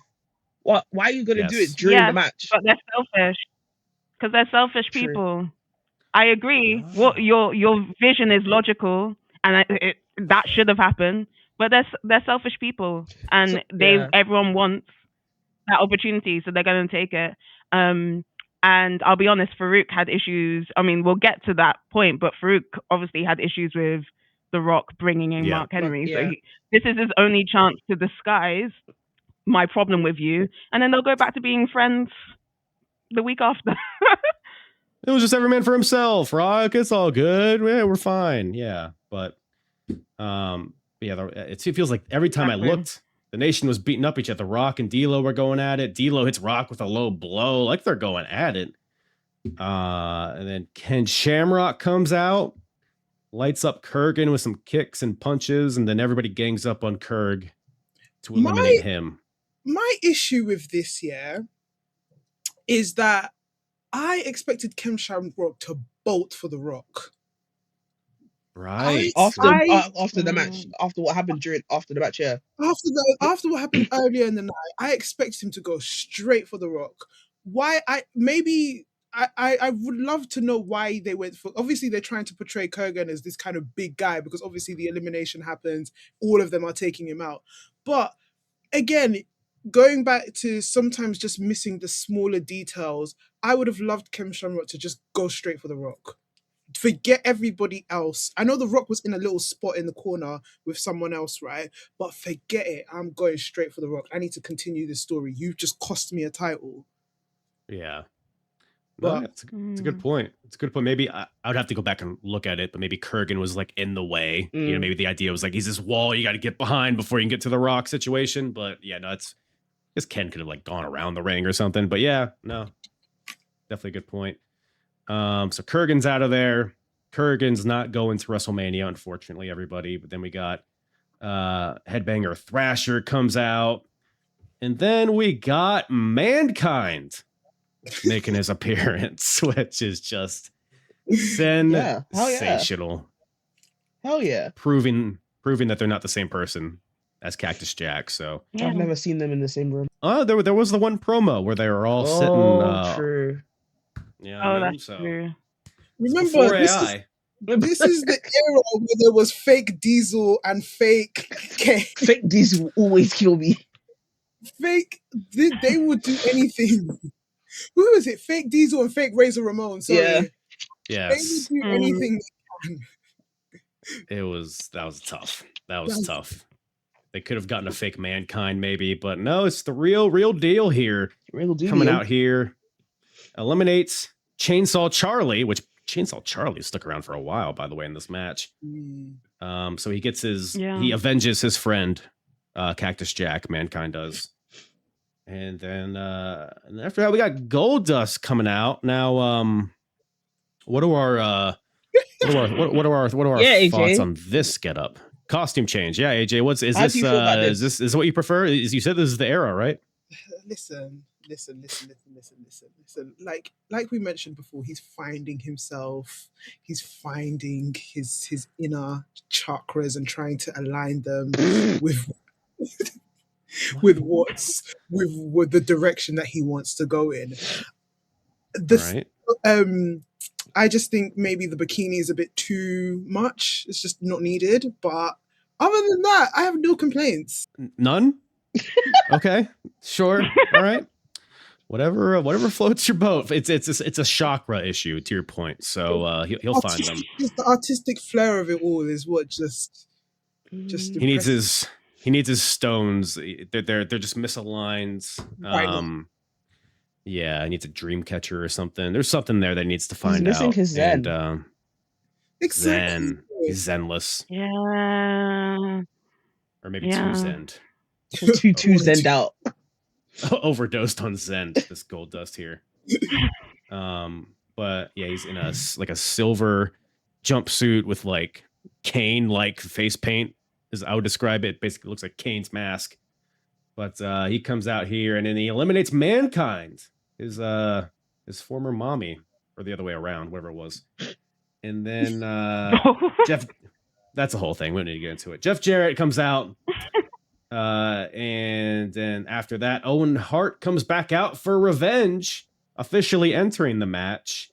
to a big ovation, by the way. So it was a hot, whatever, I guess the build up to it and the payoff here worked out because the crowd was into Owen Hart kicking Double J's ass, and he gets in there and eliminates Jeff Jarrett. And after that, we got The Rock eliminating Ken Shamrock. So Rock beats Shamrock twice in one night, which Crazy. you'd think there'd be a little 50-50 there, but I guess not. Then the Honky Tonk Man is next. Is that anybody's hear me out? No. Because the guitar is not there, he didn't come out in his like regular Elvis where without the guitar, without the performance. So I think the appeal was sort of lost to me. So my hear me out is gone out the window. Okay, but if he was Elvis and he had the guitar, he'd be all game. He'll be all game. Strum me like that guitar, Honky. Yeah. This is a new one. I didn't know you were like. I didn't know this was a thing. Listen, I'm very character based and I'm very out there, like very over the top. And I think Honky Tonk Man was a bit tuned down for me. That's why the appeal again was just lost to me. But I'm interested in like why he came out with DX. So I think I was confused as well. I think they're kind of unrelated. I think so. Honky Tonk Man comes out, and I think this just happened to be the point where Triple H in China come out. Trips, he has an injured knee at this point, and it's kind of a whole convoluted thing. But I think it worked out where Trips has one crutch, China has another. China lures Owen Hart out of the ring with one crutch. He grabs it, and then Triple H cracks Owen on the back with the other crutch. And they were able to eliminate Owen Hart. So at this point, Owen and Triple H are feuding, but the Triple H is injured, so they can't do much. Maybe that's why Jeff Jarrett attacked him. Maybe it was kind of like a stand-in situation. But Owen Hart's out, and we're continuing Owen and Triple H. Well, do you guys have any memories or any knowledge of this era of Owen Hart? It's kind of an interesting one, I feel like. Fresh off the screw job. It's where I was just going to say it starts to get to a kind of like sad sort of trajectory where you can see them clearly punishing Owen Hart for him just simply being in the Hart Foundation, and obviously following the screw job and stuff like that. And it is kind of like an emotional thing to watch him because clearly he's loved by the fans, but it's just the business part that just wasn't feeling him at all. And yeah, man, it is kind of like sad when you kind of consider the following on of what goes on, what happens afterwards, and it's just not cool. Yeah, no, it was it's brilliantly put. Yeah, no, I was just saying brilliantly put.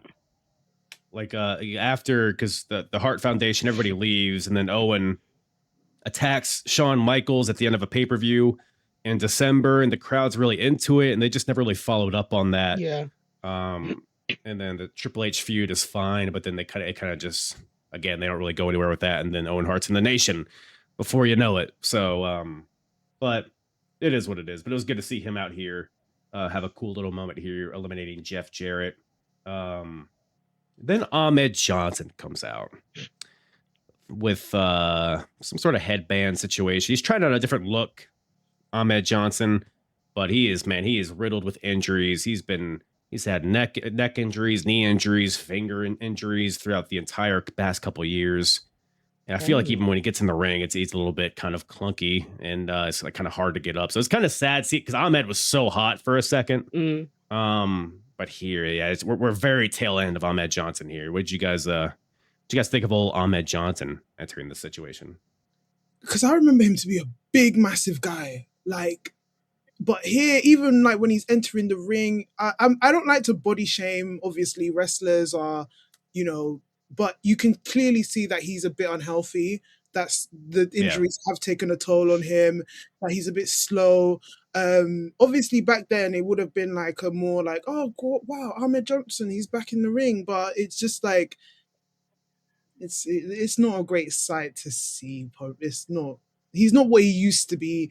And obviously following the tail end from what they probably used to do back then, much earlier in his era, it just you can see the kind of like downage of it.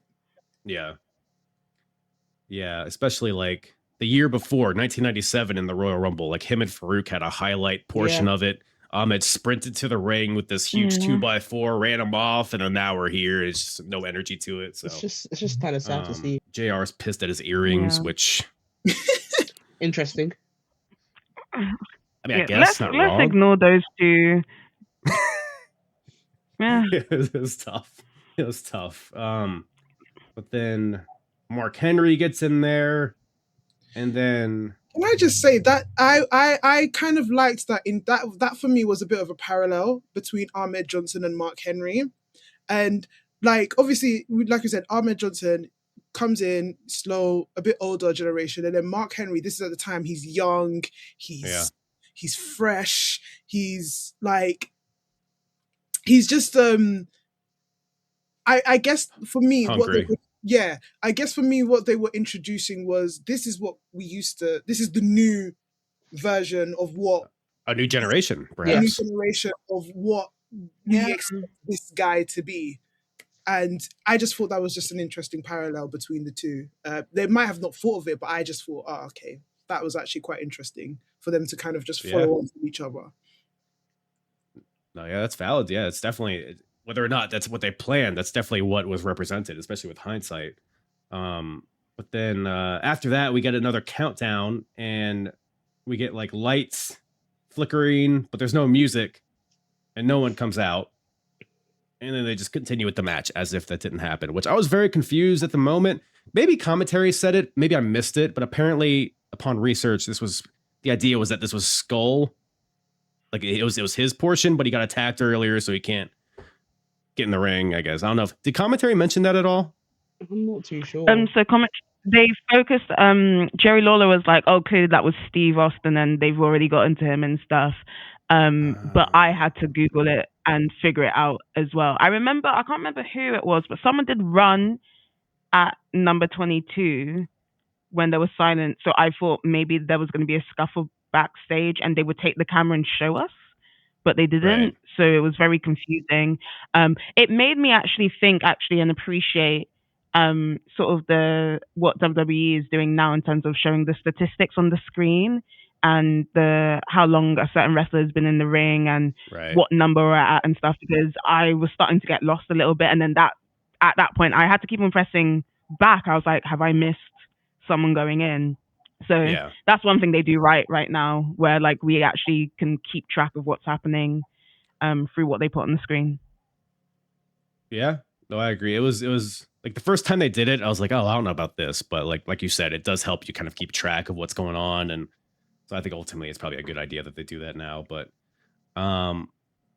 after that we get so Ahmed Johnson gets eliminated, Phineas Godwin gets eliminated, and they fight to the back. So I don't know if we're building to Godwin's versus Ahmed Johnson. I don't know what that was, but something. Yeah. So then we got more Nation fighting each other. D'Lo and Mark Henry are going at it. Kama gets in the ring, starts fighting D'Lo. So it's like, seems like the Nation are just deliberately targeting each other, but it's every man for himself. I hear you. Then the moment everybody's been waiting for, glass shatters. Stone Cold Steve Austin. His music hits. Everybody in the ring just stops what they're doing. They look to the stage, about to, once Steve gets in that ring, they're just gonna dogpile him. But Steve Austin, it's a smart fella, comes through the back, slides in, takes out Mark Marrow and 8-Ball, eliminates them, starts clearing house. Austin's on a house of fire here. Then I think eventually he gets cut off by somebody and he's just getting beat up in the corner. What'd you think about this introduction first? Because it feels like the whole night was building to Steve Austin. Is he going to be in the Rumble? Is he not going to be? Is somebody going to take him out? Was he supposed to be number 21 or 22 or whatever that was? I mean, the crowd seemed to respond well. What did you guys think about seeing him enter this match? I feel like it was smart to come out through like the crowd entrance. If I was a wrestler, I would have done the same thing. I just felt like it made sense, and the crowd was really into it. him taking out those two guys made sense, and just like everything about Stone Cold's persona and presence is just like you have to stop and stare and watch and just be like on the lookout for him. So I feel like this was really well done. Yeah. Then Savio Vega is the next entrant, but he brings all of his Bariquas with him. All of them, which is smart, I guess. There's no DQs, might as well. You could do what you want. I don't know why everybody. Yes, the nation should learn from the Bariquas because they know how to team up and use their numbers. They have the logic. They just don't have the physical attributes, I guess, because Austin just kicks the shit out of all of them, shit cans them all, and then Farouk comes out. He goes right for the Rock, like you guys mentioned. I love that element of the storytelling. How this is his opportunity to be under the guise of the Royal Rumble. It's my opportunity to beat him up a little bit.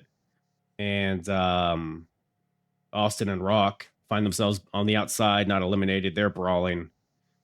Then we get Dude Love out next. Which is, I mean, it's just brilliant. I mean, Mick Foley's super hot right now, I feel like. Below Stone Cold. I mean, Dude Love's whatever. Mick Foley's up there. Making his third appearance in this match. And then after that, we got Chains. We got Farouk eliminating D'Lo. And at this point, we're nearing the end here. The last entrant, Vader, who had a match earlier, but the crowd is still hot for Vader when he comes out. Stone Cold with some eliminations. He tosses Thrasher. He tosses Kama. He tosses Savio.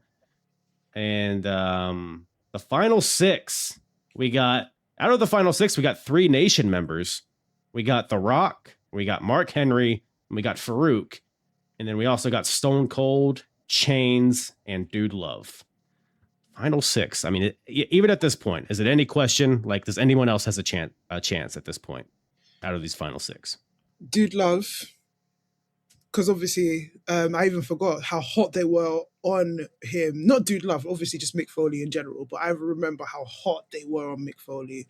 So he could have had a good chance. Because I don't think he's won a Royal Rumble, has he? He has not, no. Yeah. No, he So hasn't.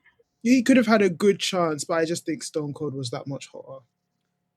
Yeah, it's just a sign of the times. To your point, nobody was beating out Stone Cold in terms of popularity. So, then we got Chains is out of there. See you later, Chains. Not going to WrestleMania. Then Farouk kind of eliminates Mark Henry, I guess. So it's kind of an awkward little he throws Mark over the top rope, and then Mark doesn't go to the floor, and then Farouk kind of punches him as he's halfway in the ring, and then Mark just falls to the floor. As a young, fresh Mark Henry, still figuring it out. But we got so now it's the final 4. We got Steve Austin, Dude Love versus Rock, and who is it? Farouk, I guess. Rock eliminates Farouk. And I thought this was an interesting final 4. Because I don't know, over the years, as a Royal Rumble watcher, the significance of the final 4. The final 4 are you have 3 guys who you would expect to be in the final 4, and then you have that one guy who you don't expect. Right.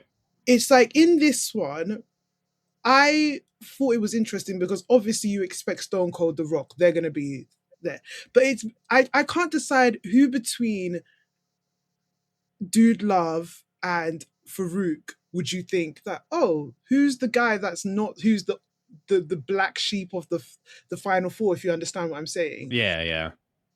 Because I remember, I think last year's one, it was obviously Roman, Punk, and I think the guy that I thought that was the odd one out was Logan Paul. Right, yeah. So, like I said, it's interesting. He's always the odd one out. He's always the odd one out. Would be one person who you think why is he in the final 4? But between Dude Love and, because my point is, if not Dude Love, but more so Mankind or Cactus Jack, I would understand to be in the final 4. But then Dude Love and then Farouk, who do I decide is the odd one out? So I thought this was really interesting. Yeah, it definitely did seem like we're still kind of I have a response to that.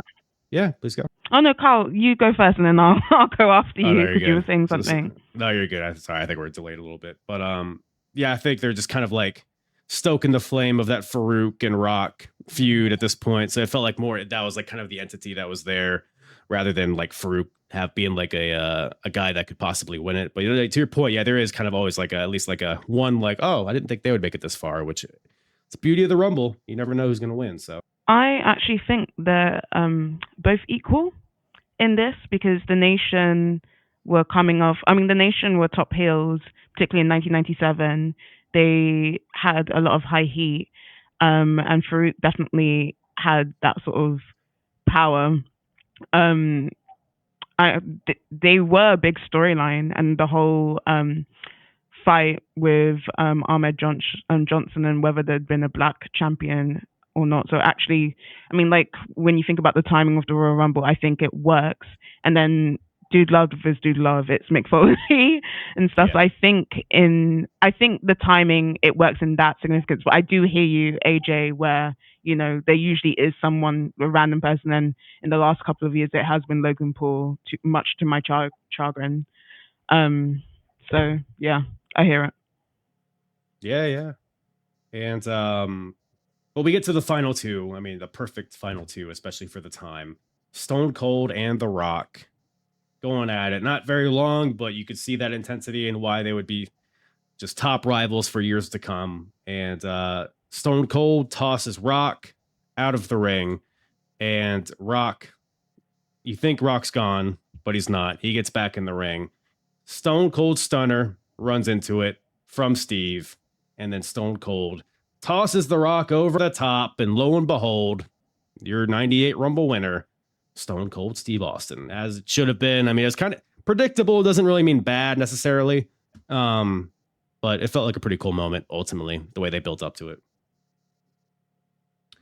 Any other nuggets on this Royal Rumble match? Maybe it's just me personally. I think, do you guys not think technically if there was a bounty on Stone Cold, then there should have been an initial bigger rush than what it was? It was very short-lived, everyone coming up to pile on Stone Cold. I don't even think everyone even paid attention to him. It was just a few people for a bit. Surely everyone wants a bit of Stone Cold, so shouldn't they have made that segment a bit bigger and have the focus completely on him for longer? They did do that in the 1999, or was it the 2001, the one where Vince won, where there was a bounty on Stone Cold's head, which again kind of like puts the onus on Stone Cold and the rivalry of Stone Cold and Vince. I think Vince was offering like $1 million for anybody who could take out Stone Cold before the Rumble or during the Rumble or something. Like I said at the beginning, this was presented like a 29 versus 1 handicap match. And actually, interesting fact, apparently it was disputed there was actually 27 people in this Royal Rumble. I don't know if that's true or not. But I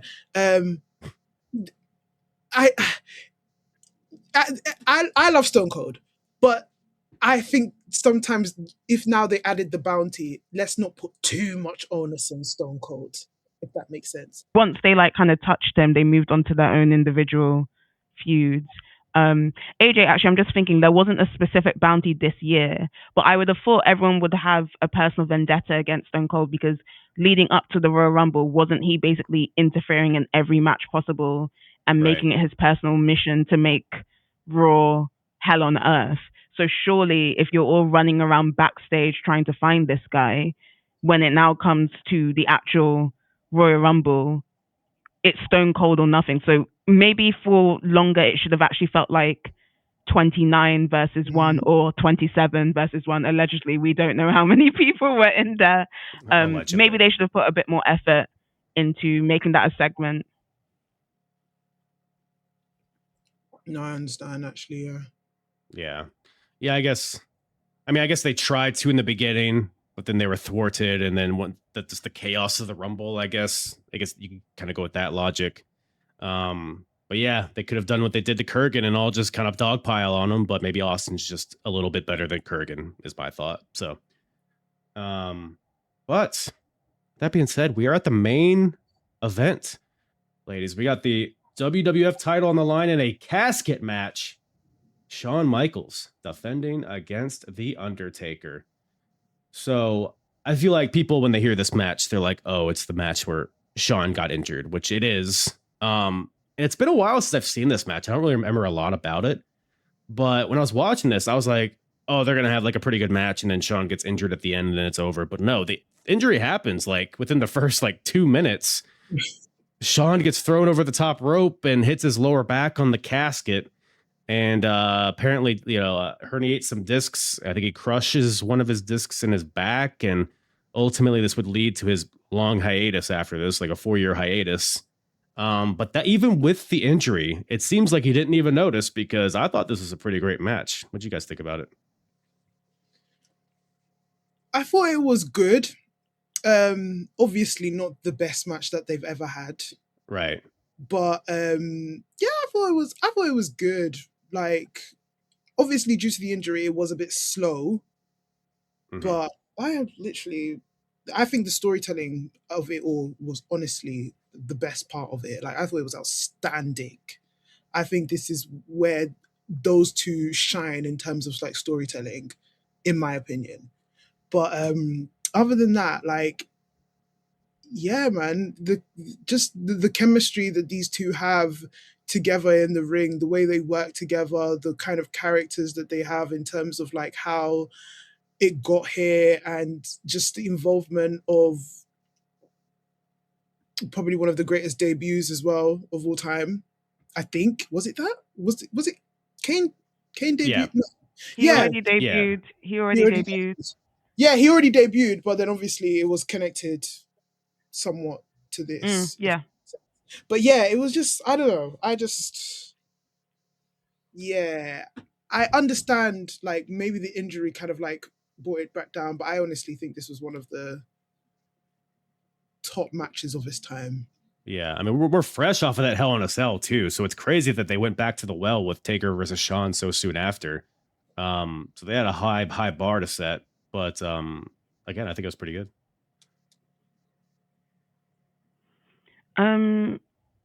For me, it's so interesting that you mentioned the injury because I didn't notice and I completely forgot that he went on hiatus afterwards. So where you're saying the injury made the match slow, I thought it was match of the night, guys. I thought it was the best match for the whole I think I might Royal agree. Rumble. Yeah. I guess I thought it was match of the night. I guess when I mean slow, I mean sort of like methodical kind of slow. Like they're kind of like sizing each other up slow. Sure, so it's just like, it's not I get you. fast-paced, full guns blazing, everybody, let's just get this over and done with. It's sort of like we're measuring each other in a sort of, because that's just how they both are. They both are quite like they suss out their opponents first before they go into, and that just shows experience and in-ring psychology of what these two both represent. Yes, Shawn Michaels is that guy who's probably like young and ready to thrust it all, and Undertaker's this dark entity that's just there. But it's just like, again, their match styles just match each other so well. And that's why I said like slow, methodical, kind of very, very good storytelling type match. Yeah. No, yeah, it was very good. Yeah, I mean, Shawn being like the heel in the situation while being the smaller guy is always a challenge, but I think he was able to, because we're in the heart of DX stuff and we're in the heart of Undertaker Kane stuff. So it was kind of a weird build up to this match. The Kane stuff is still like in the background at this point. Kane, he's left Paul Bearer allegedly, and he's shown some signs of wanting to align with the Undertaker on Raw. Like, well, Undertaker's being beat up by a bunch of people in the ring. Kane came out on Raw and cleared house and saved the Undertaker. So now it's a question of, are they going to be aligned? I thought they were enemies, but maybe they're all good now. Maybe bygones be bygones. So we kind of walk into that with that knowledge. But yeah, in terms of the match here, I mean, I thought it was the classic Taker and Shawn stuff. We got the casket match is a silly stipulation, but I thought they did good jobs at building the drama with like Shawn getting thrown in there and then having to use his hand to block the door from being closed. So there are some pretty good like false finishes, if you want to call that, in this match. Any spots in particular stick out to you? I mean, there's a lot going on here. Step shots, chair shots. Any particular parts of this match stick out to you guys? I liked it when Undertaker put Shawn Michaels in the casket and then Shawn Michaels jumped out as far. It's like it's like when you do like the pin, like when you do the pin at like, and then you right. You kind of like one. One. I don't know. It just gave me that element because obviously can't like. There's no point in pinning in this match. It's like I need to just. I'm not selling this casket at all. It puts over the casket. Like I don't even want to touch it. You know exactly. So I that was one of the minor things that I kind of liked. In terms of like Shawn Michaels selling, second to none. Second to none. He's so good. He's so dramatic, isn't he? He's so dramatic. Yeah, especially like this point in his career. I mean, injury aside, I mean, he has all like the demons backstage and stuff. But with all that being said, like all that going on, and he's still able to have such a good match. I mean, I don't know. He's. I'm not breaking any ground saying Shawn Michaels is great, but it's exemplified in this type of match here. And from a psychology standpoint, Shawn locking in a sleeper, which of all matches, this makes sense because you put your guy to sleep, you just roll him in the casket and you win.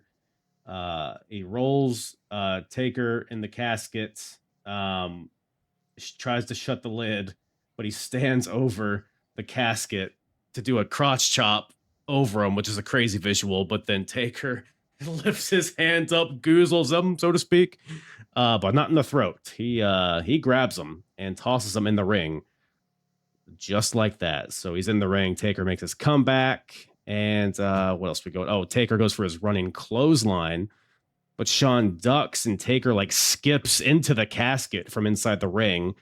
And then there is some pretty gnarly spots at this casket. Shawn goes to the top rope, elbow drop from the top rope into the casket onto Undertaker, which is such like a tight fit. Like so many ways that could go wrong, but he hit it, I guess, as good as you could hit it there.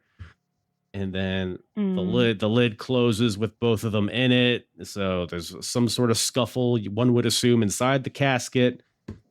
And you get this crazy visual of Shawn trying to crawl out, but then Taker grabs him by the ankle and pulls him back in. Just such good stuff. So, I mean, both guys are just fitting their role so well here. I think, and then obviously following from that, there was the last, was it the last ride?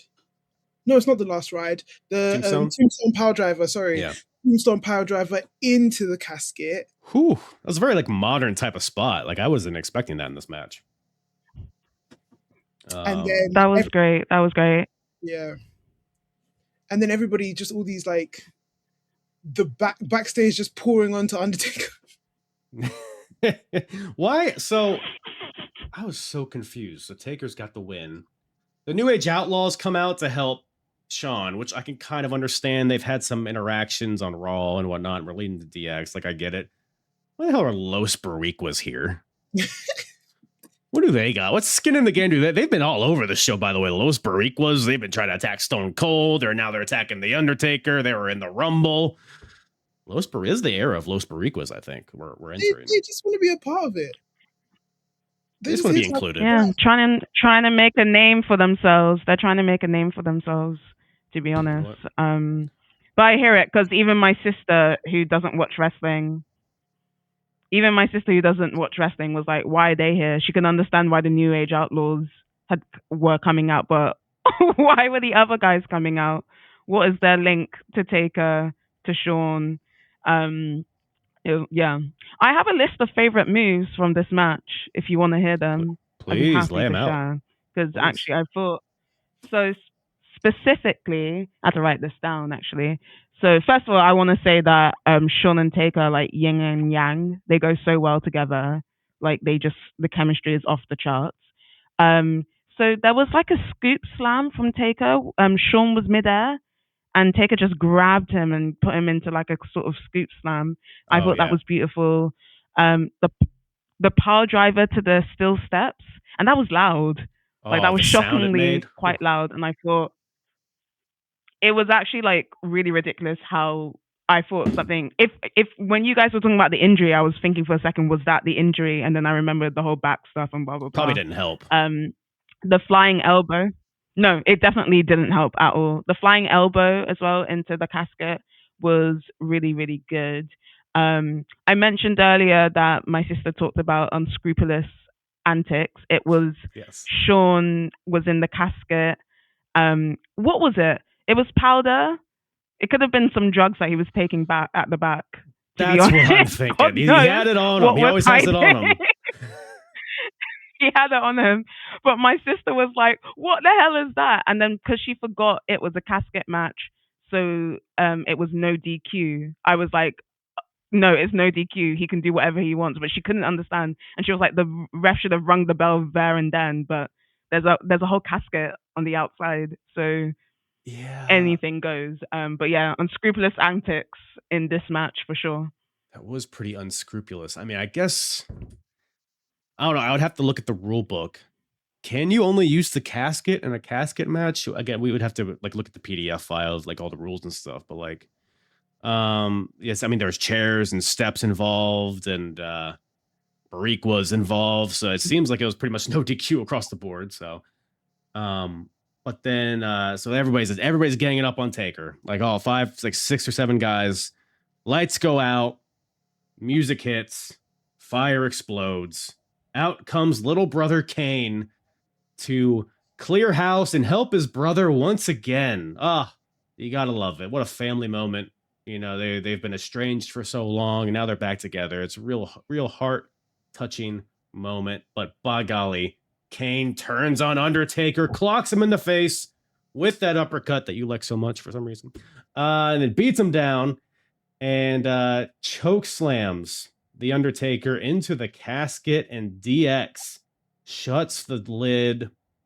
And I guess Sean retains. Again, like you said, there was no bell, I guess, but we're led to believe that Sean retains the title here via the rules.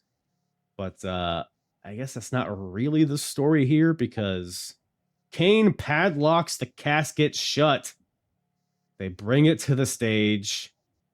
Kane goes to the back and grabs an axe and a can of gasoline. Kane takes the axe to the casket, gets on top of it, is smashing the casket, which you guys might be more familiar with fire than I am. Is there any reason for... Because he's not hitting the Undertaker. Like, he's hitting the top of the casket. Or what do you think Kane's rationale was behind axing the casket? Pick me. No, it's so that he can get the gasoline in and like literally incinerate him from the inside. Logic, surely. That I don't like how you just had that logic straight offhand, contact. Yeah. How many? He wants straight contact. Okay, I have a lot of questions, Natalie. I'm probably just not going to ask just for legal reasons. But all right, cool, good to know. That does make a lot of sense though, because you don't want to just burn the box around him. You want to burn him from the inside, as you mentioned. Pouring, he pours it into the right. hole. Yeah. Right.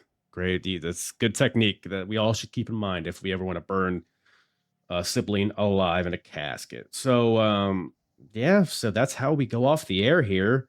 Kane covers the casket and pours gasoline in the casket.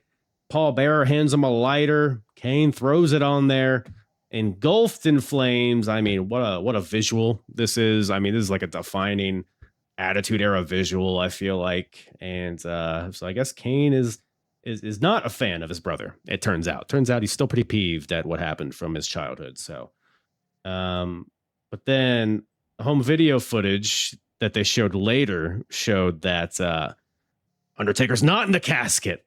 Oh my God, how? He's this Undertaker, another slippery little devil. He just got right out of there, and he's ascended somewhere, and will obviously lead to Kane versus Undertaker at WrestleMania. But boy howdy, what a way to add heat to that storyline, huh? Great pun. No, actually, Yeah. Can I complain really quickly? So I remembered that there was probably a home video or something, but I went to rewatch this on Netflix, and it just ended with Kane doing the Undertaker pose to the fire, and I didn't Right. see the rest of it. And so why are they hiding that from us? Why They're can't trying we to get silence the him. whole thing? Yeah. Oh, okay. Yeah. Yeah. Probably trying to silence them. I'll take that explanation. That's fine. Yeah, it's yeah, I mean, just the version I found happened to have that at the end, but yes, I guess if you didn't have that, you would just leave this event being like, oh, Undertaker's dead. But I guess he was already dead. So he's like, it's like a refried bean situation. He's like re-dead.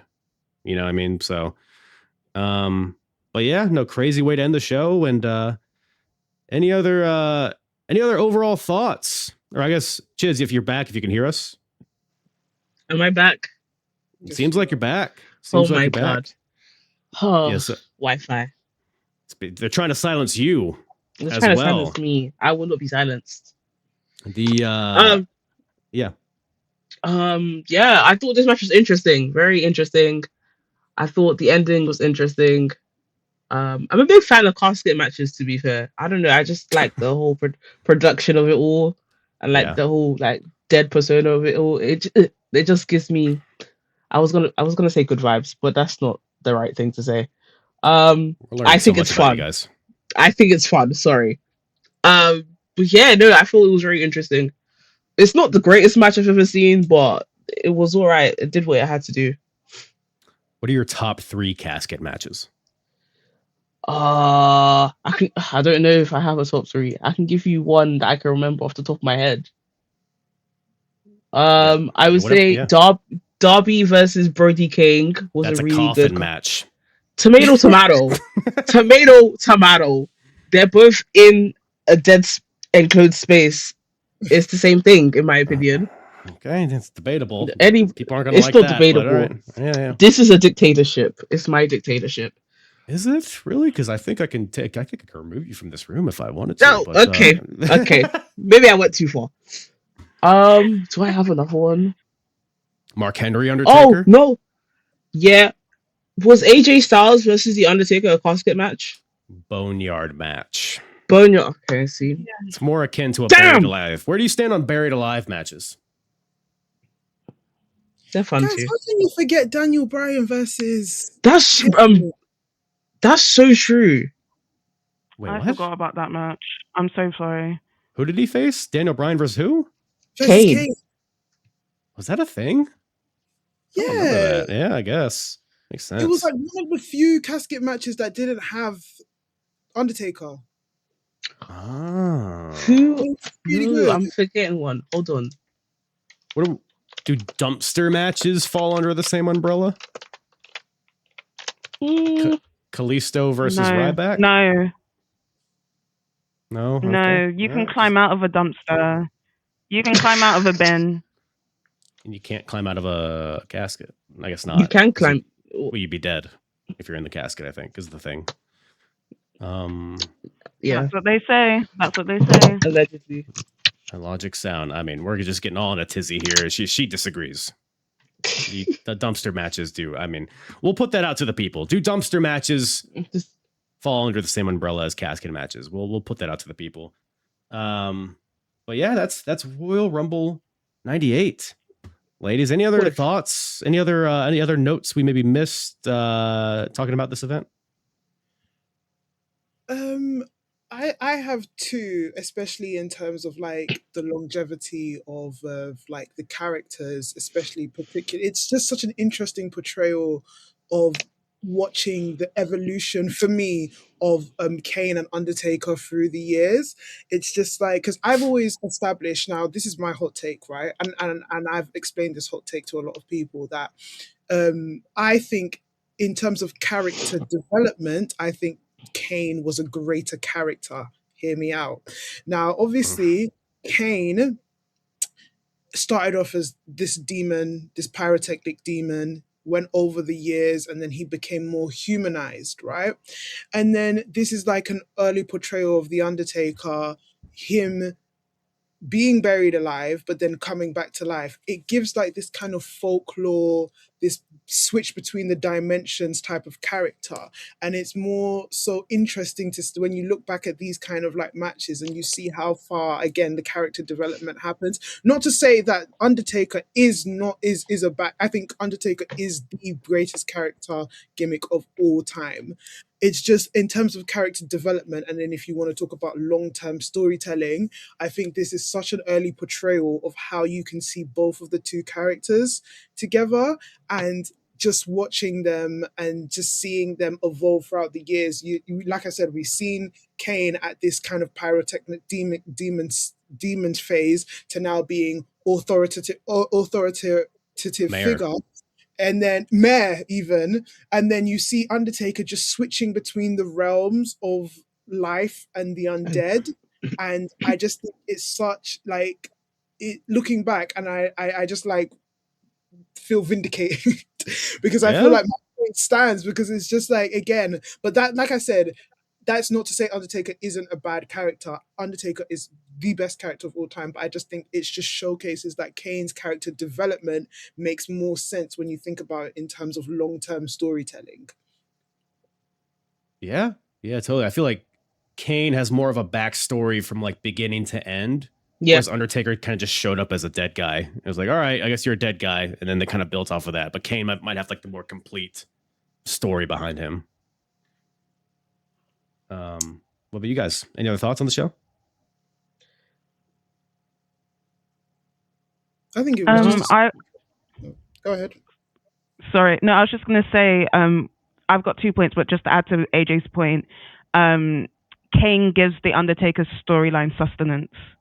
Mhm. So Kane was really needed. I think actually without Kane, the Undertaker story ceases to exist. Actually, it gave it a lot more sustenance. My point about this Royal Rumble is a really odd one.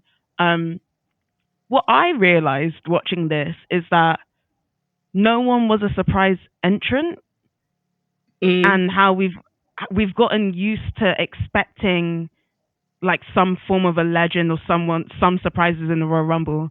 And often you see online how fans get annoyed, like, well, this was a boring Rumble because no one returned. But actually, maybe we need to start getting into a new normal where the Royal Rumbles are just whoever's in the company. I agree. And it's where people should have a chance. It was just so interesting how I realized, oh my God, yeah, no one was a surprise. It was just everyone who could be in the Rumble was in the Rumble.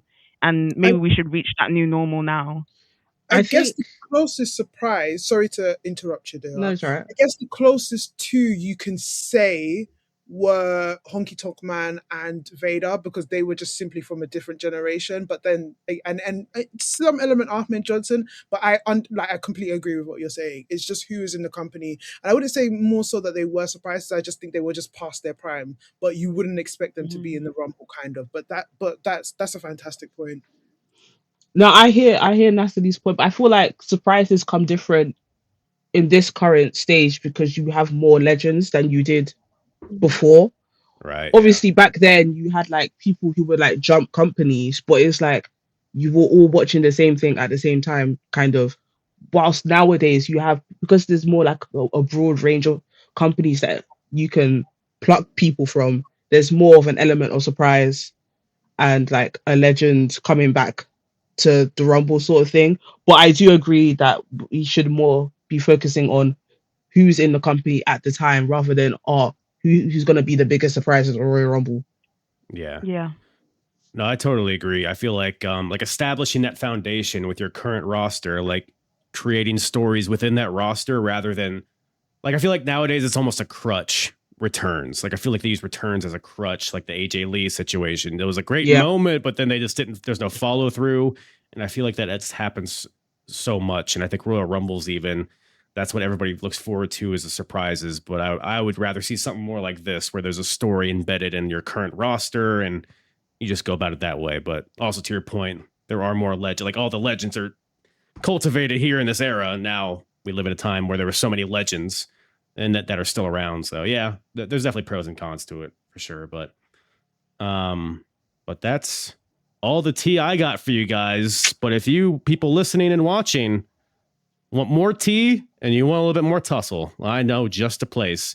Appreciate you guys once again making the time to check out the show and come on and talk about it. Was a pleasure having you on. Where can everybody find you guys? Watch, listen, all that stuff. You can find us across the nation. YouTube, Spotify, Apple Podcasts. Follow us on all socials, Twitter, or X, formerly known It's as Twitter, Twitter. please. It's just Twitter. Twitter, Instagram, TikTok. Obviously on YouTube, we're on the road to 1K. Please follow, subscribe, and like every comment. Please follow, subscribe, and like and comment. We really appreciate it. And obviously, we want to say thank you to you, Apron, Kyle, aka as known as Apron Bump. I have a lot of names. I understand. Yes. I had a fantastic time. I really enjoyed this. And honestly, shout out to you and thank you for letting us come on and, doing this across the pond collaboration. Yes. Technology. It's allowed us to reach across the crazy. pond and talk about Talk weird wrestling. Goldust fetishes that we have, I guess, for some reason. I'm We gonna be thinking about the rest of that. I It's just apologize. I apologize for bringing it up. I don't even know why I brought it up. AJ, I apologize to you because actually there was no need for me to bring that up, but it just That's came okay. into my head. You see, Hey. you know what? It's the Royal Rumble. Every man for themselves. You can't. That's not an excuse for everything. You can't just say that in any situation and make it better. Once again, thank you to the gals from T and Tussle for joining today. It was a blast having them on. We'll definitely be doing something in the future. Maybe some TNA in the future or something. Well, no, I don't know. We'll see. But make sure you follow them, subscribe. T and Tussle all across the board, wherever you watch and or listen. Check them out. Check me out at Apron Bump on all the social medias. Like I said, we're not going to delve into the hardest promotion battle of 1998 yet. We'll wait a few weeks before we have a little bit more data to go on, because right now it's pretty much just we're 2 weeks into 98. This is the only pay-per-view we've covered, so there's not a ton of meaningful kind of analysis that we can do here, but we will grade the show. So let's pop over, shall we? Let's pop over. Let's do a little abridged version of hardest promotion. All right, so we got the scoreboard up here, at least the grades scoreboard. So for those unfamiliar with this, again, we won't get into it, but the hardest promotion of 1998, we look at the best and the worst that WWF, WCW, and ECW have given us over the course of the year. But like I said, we won't delve too deep. We won't get into this. If you're watching on YouTube, this entire scoreboard here, we're not going to delve into, but we are going to get into grading the show, which feeds in to the scoreboard, and I'll explain that here in a second. So each show, after we review it, we grade it from a scale of 0 to 100. Now, this is a very important time because this is kind of where we establish the kind of weight that we give everything. Because in 1997, everything kind of ranged from like 55 to 82, which I feel like is kind of a small window. I feel like maybe we can get more extreme with it, utilize more of that 0 to 100. But we'll see. We'll see how we feel. So Royal Rumble 1998. What are we feeling? Not a great show, but not a bad show. I mean, it was a decent show. I'd throw like in terms of like letters, I'm thinking like C+, B-. I'm thinking more like B-. I feel like, so maybe like low 80s. Or is that too generous? Maybe like let me throw like an 80, 81 at it. Let me just type that out and see how it feels. 81. Feels too generous, actually. Feels too generous. We did have that stinker of a tag team match, and the Rumble match had its problems. Maybe more like a 75. Let's see that. Let's type that out and see how we feel. 75 feels more reasonable. I think 75 feels good. We'll see. I think that at least we'll grade everything else against, what we've established here. We're kind of establishing the baseline a little bit. But sure, 75 Royal Rumble. Easy day. And like I said, once we cover House Party from ECW and Sold Out from WCW is when we'll get more in the weeds with this hardest promotion. But until then, about all Daddy has for you guys today. I appreciate everybody tuning in once again, taking a listen. I'm excited for 1998, everybody. It's a fun year wrestling. There's a lot of good, and there's a lot of cracks and some armors, and very volatile year. Another very just kind of explosive, dramatic year. And that's what it's all about, baby. That makes some great podcast fodder, and I am happy to be on the ride, and I'm happy to have you on the ride with me. Ride me. Anyways, goodbye. That's all I got for you guys today. Mwah.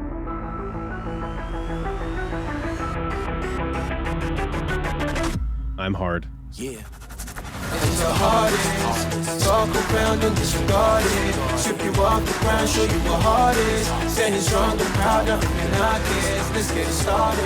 It's the hardest. Talk around and disregard it. Strip you off the ground, show you what hard is. Standing strong and proud, nothing can knock it.